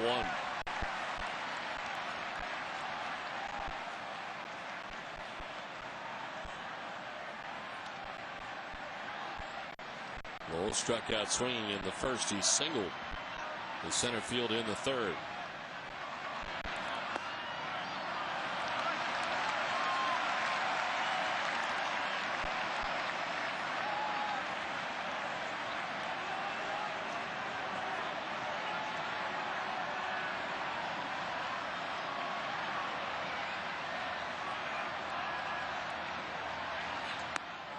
There's a strike. High strike at that. It's 2-1.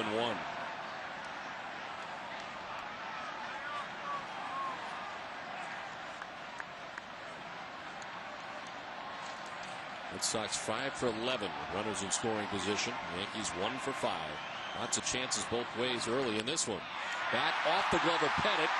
It is in no man's land, and from third base comes Pedroia to give the Red Sox a 5-1 lead. Off the glove and between the mound and second base, and nothing the Yankees could do with it. It's another hit for Lowell, his second of the night. If the ball gets by Pettitte without contact, it may end up being a double play because certainly Genie was heading in that direction. Once it gets by Pettitte, he makes contact. Red Sox have a run. So Lowell now with 104 runs batted into the season. 2 on, 1 away. First and second for Kevin Youkilis, who's been aboard twice tonight.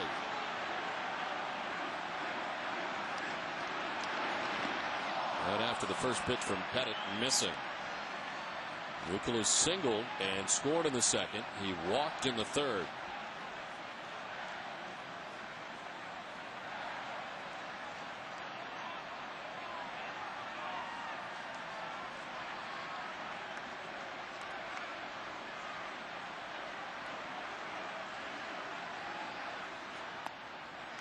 Down low, 1-1.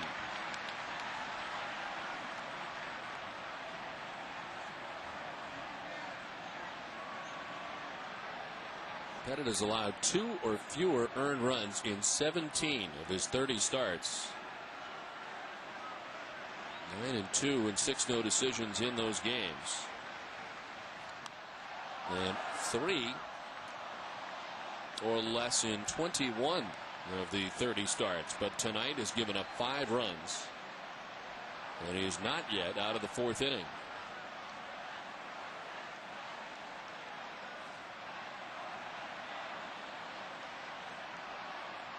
It's Ortiz at second.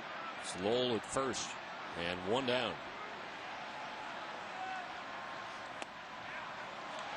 2-2. Pettitte wanted that.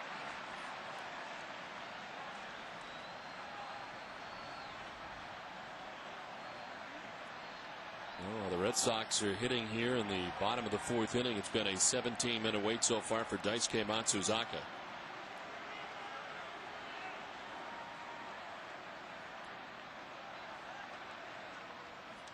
Nicholas turns on this out ahead and fouling it out of play.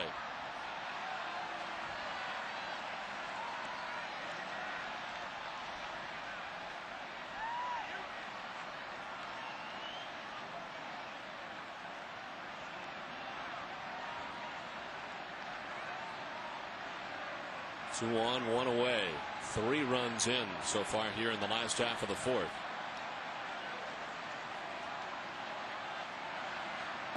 Ball 3, full count.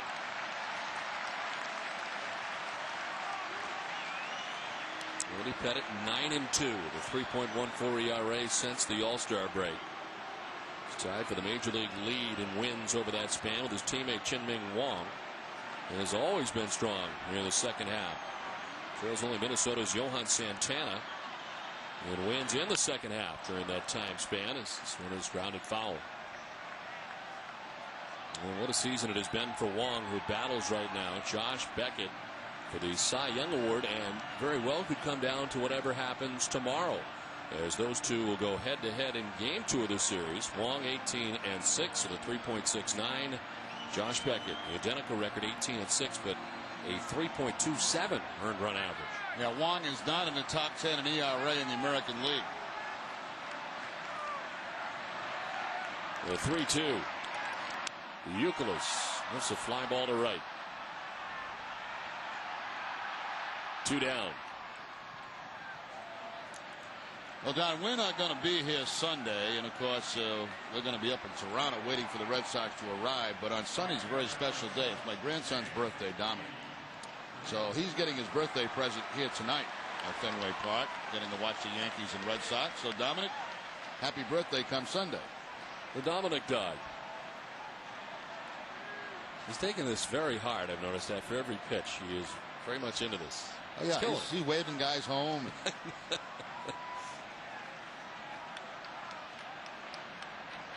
Gonna be 10. That's unbelievable. What kidding it is. This is off the glove of Posada. Everybody's going to move up. Ortiz to third, Lowell to second. A pass ball charged to Posada.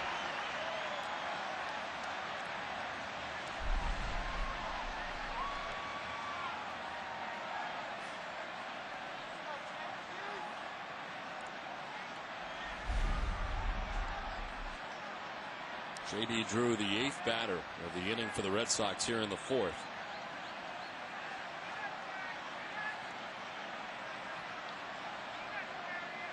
Drew has struck out, reached on an error committed by Giambi last time up. And it takes ball 2, 2-0.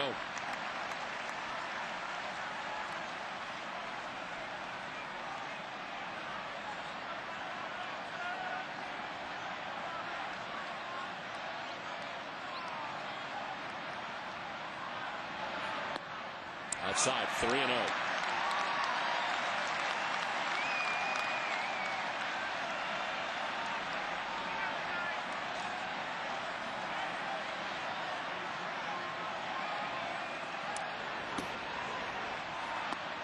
Strike. Drew was headed to first base. That was looked to be quite outside. 3-1.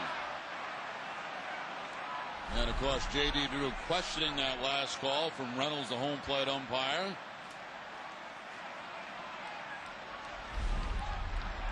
About to throw his 100th pitch of the night. That's his average. 119 he did against the Red Sox in Tampa Bay in back-to-back outings. 119 against the Red Sox was over 7 innings back on August 28th at Yankee Stadium. Another strike, and again Drew thought it was outside. Full count.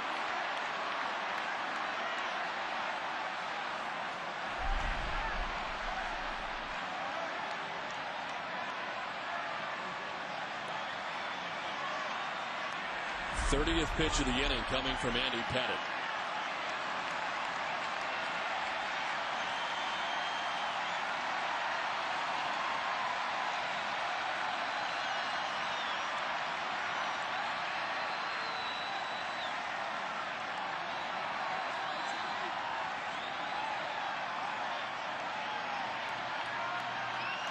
Ortiz at third, Lowell at second, 2 down. Well, he's having trouble seeing it look like. He wants to see the signs again, and now Posada will just come visit.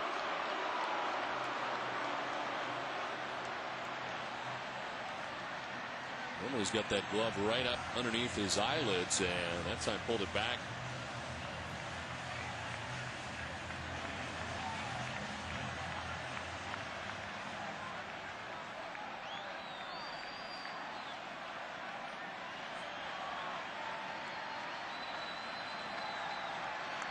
Three-two. Drew with a swing and a miss, strikes out. Frustrated, he fires the bat away, but the damage done. Red Sox scored 3 times, a 5-1 Red Sox lead. Dustin Pedroia likes it. On top, Daisuke had a 25-minute wait while the Red Sox were putting up 3 runs in the inning. And he'll be dealing with the top of the Yankees order, Johnny Damon, Derek Jeter, and Bobby Abreu. Greg Biffle from Roush Fenway Racing joins us. Greg, great to see you. Thank you. Thanks for having me. You guys are at Loudon for the second time this season. I realized they had 2 races there. Yeah, we do. We have one in the spring and one in the fall, of course. So this is the big first race of the chase as well. Yeah, we have a lot of new NASCAR fans here in New England. Maybe you want to explain that chase to some of our newer fans. Absolutely. What the chase is it's the beginning of our playoff, if you will. So the chase starts a 10-race series where they reset the points for the top 12, and basically it's the playoff for the championship. Greg, you guys are getting acclimated here to Red Sox Nation, it seems, over the last year or so. It's had to be fun for you guys to be here quite a bit. Yes, it has. Giroux makes the catch for the first out of the inning. I can't help but watch. I've become such a fan. I just just really enjoy the game, and it's great to be able to come here and Loudon right up the street, basically, and that works well for us. 3 or 4 of us are here tonight, and really enjoy baseball. I played a little bit growing up, and I played shortstop and second base, so I really enjoy the game. Last time you guys were in town, I had a chance to ride with Carl Edwards up at Loudon, and that's not a very big track, is it? Basically took your life into your own hands, right? I did, yeah, I did. Is that far from the wall? Yeah, exactly. Yeah, it's a 1-mile racetrack, and we have a lot of racetracks about that size on our circuit. Now, qualifying took place today. How did that go? It went well. It went really well for us. So we ended up 9th, the highest qualifying Ford and the highest qualifying car of our organization. But Carl right behind us 11th, and Matt's got a really good car. Didn't qualify so well, but he's 31st. And Jamie had a pretty good run as well. So qualifying went well for us today. Or Jeter batting. He's 0 for 2 as he sends one down the right field line, and that'll be a foul ball. Well, a new relationship between the Fenway Roush Racing, of course, Jack Roush and John Henry joining up. So I guess it put a little enthusiasm and a little juice into the organization, didn't it? Yeah, it really did. Those guys from Fenway Sports Group are such great people. John Henry and Mike D and all those guys have just done a fantastic job. A lot of morale boost, and we're working on new sponsors programs and bringing some funding to our organization, and we want to be competitive and win races like these guys are winning games. That's what it's about, and that's what we're planning on doing. Well, Daisuke able to get this one by Jeter, and it's 1-2. And Daisuke has pretty much stayed inside against Jeter all night long, and so far has him 0 for 2 on 2 flyouts.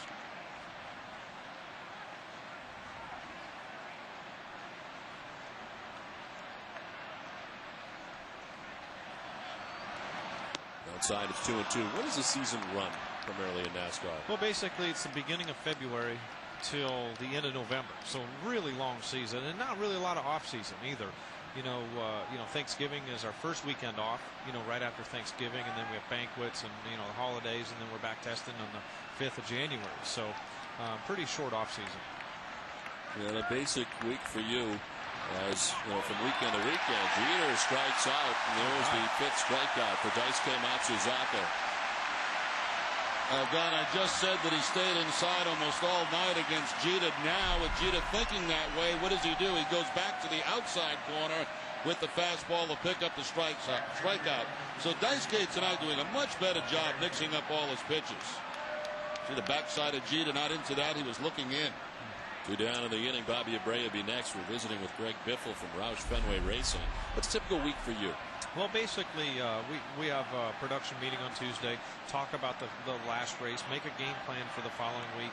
A lot of time we have some testing going on within that, and then we travel to the racetrack on Thursday and, practice, qualify Friday, final practice Saturday, race Sunday, and race home Sunday night after the game to get going. And I do a TV show on Mondays in the midday, and we got a lot of other commitments, so it's pretty busy. Well, Greg Biffle, great to meet you. Good luck. Thank you. Thanks for joining us. Thank you for having me. Take care. Thanks. Greg Biffle from Roush Fenway Racing. 2 outs here in the top half of the 5th. Daisuke and the Red Sox enjoy a 5-1 lead. Bobby Abreu's 0 for 2 in the game. He was reached on a fielder's choice and grounded out to second.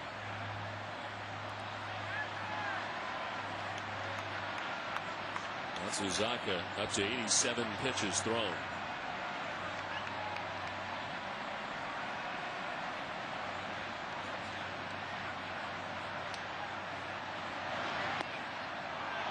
Two and 1.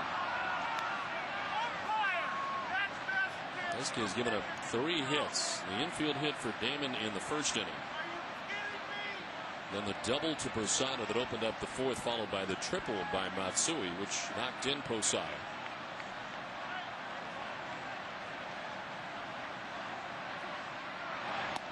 Outside ball 3-1.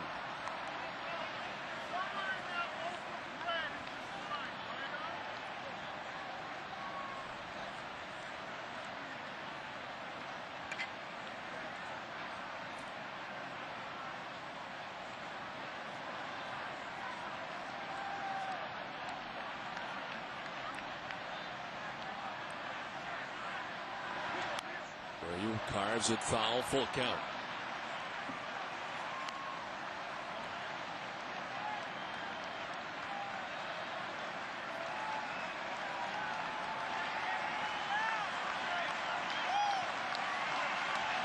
A-Rod waits on deck, 2 down, top of the 5th.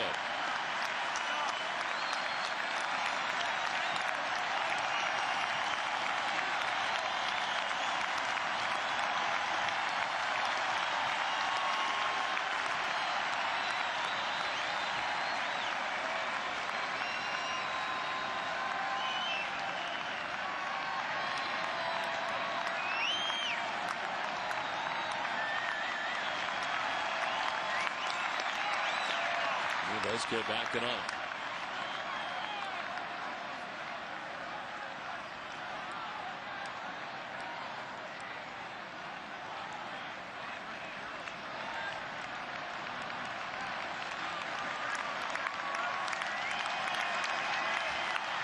Payoff pitch to Bobby Abreu.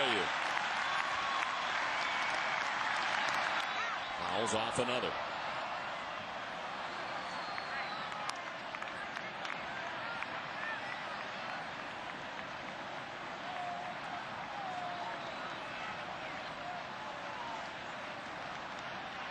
Three-year-old Bobby Abreu in his first full season in New York after being traded to New York from the Philadelphia Phillies trade deadline of last season. Broke into the big leagues with the Astros back in '96. Walks with 2 outs here in the 5th. 3rd walk allowed by Daisuke. Tonight after our Red Sox coverage at Sports Desk with Catherine Tappan, presented by FW Webb, home of Frank Webb's Bass Centers, you'll hear the reaction from Bill Belichick and the Patriots players to the penalties handed down yesterday by the NFL, plus a breakdown of the 21st ranked Boston College game tomorrow against 15th ranked Georgia Tech. It's all on Sports Desk tonight after Red Sox coverage. 2 down, Bobby Abreu at first base, held on by Youkilis, and it gives Alex Rodriguez a chance. His 3rd look tonight at Daisuke, who's hit him with a pitch. And A-Rod struck out swinging last time up. Swings at the first pitch.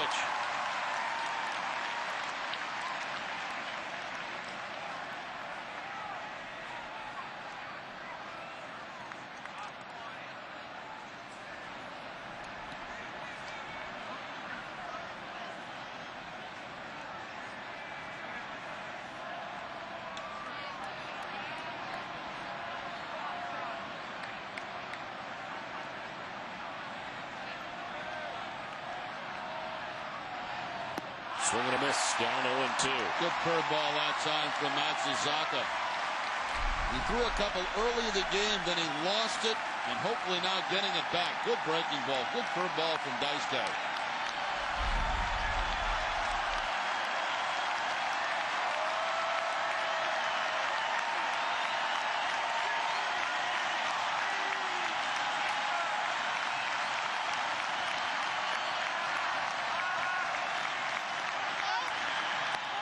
They elevate. Pettitte virtually standing straight up. 94 and missing. 1-2.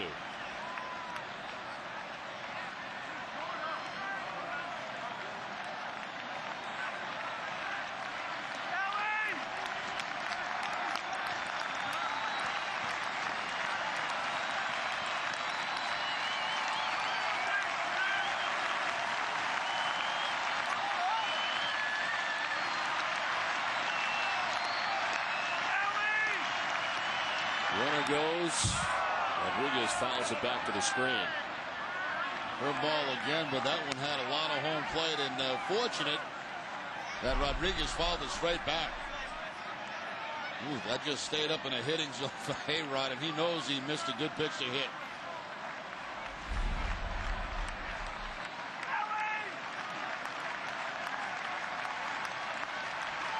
Matsuzaka got Damon to fly out to right. He struck out Jeter. Abreu walked with 2 outs. He's at first.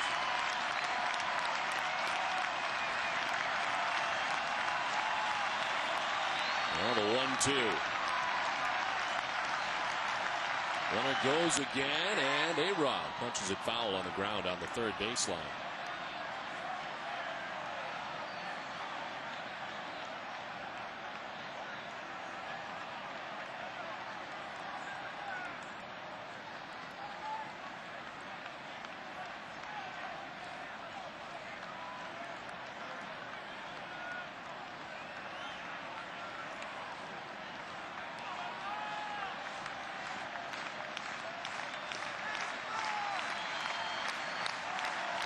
Osana on deck with 2 outs here in the top half of the 5th. 5-1 Boston on top. 98th pitch of the night for Matsuzaka.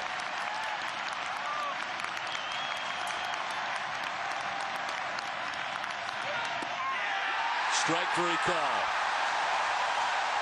A-Rod stares and looks.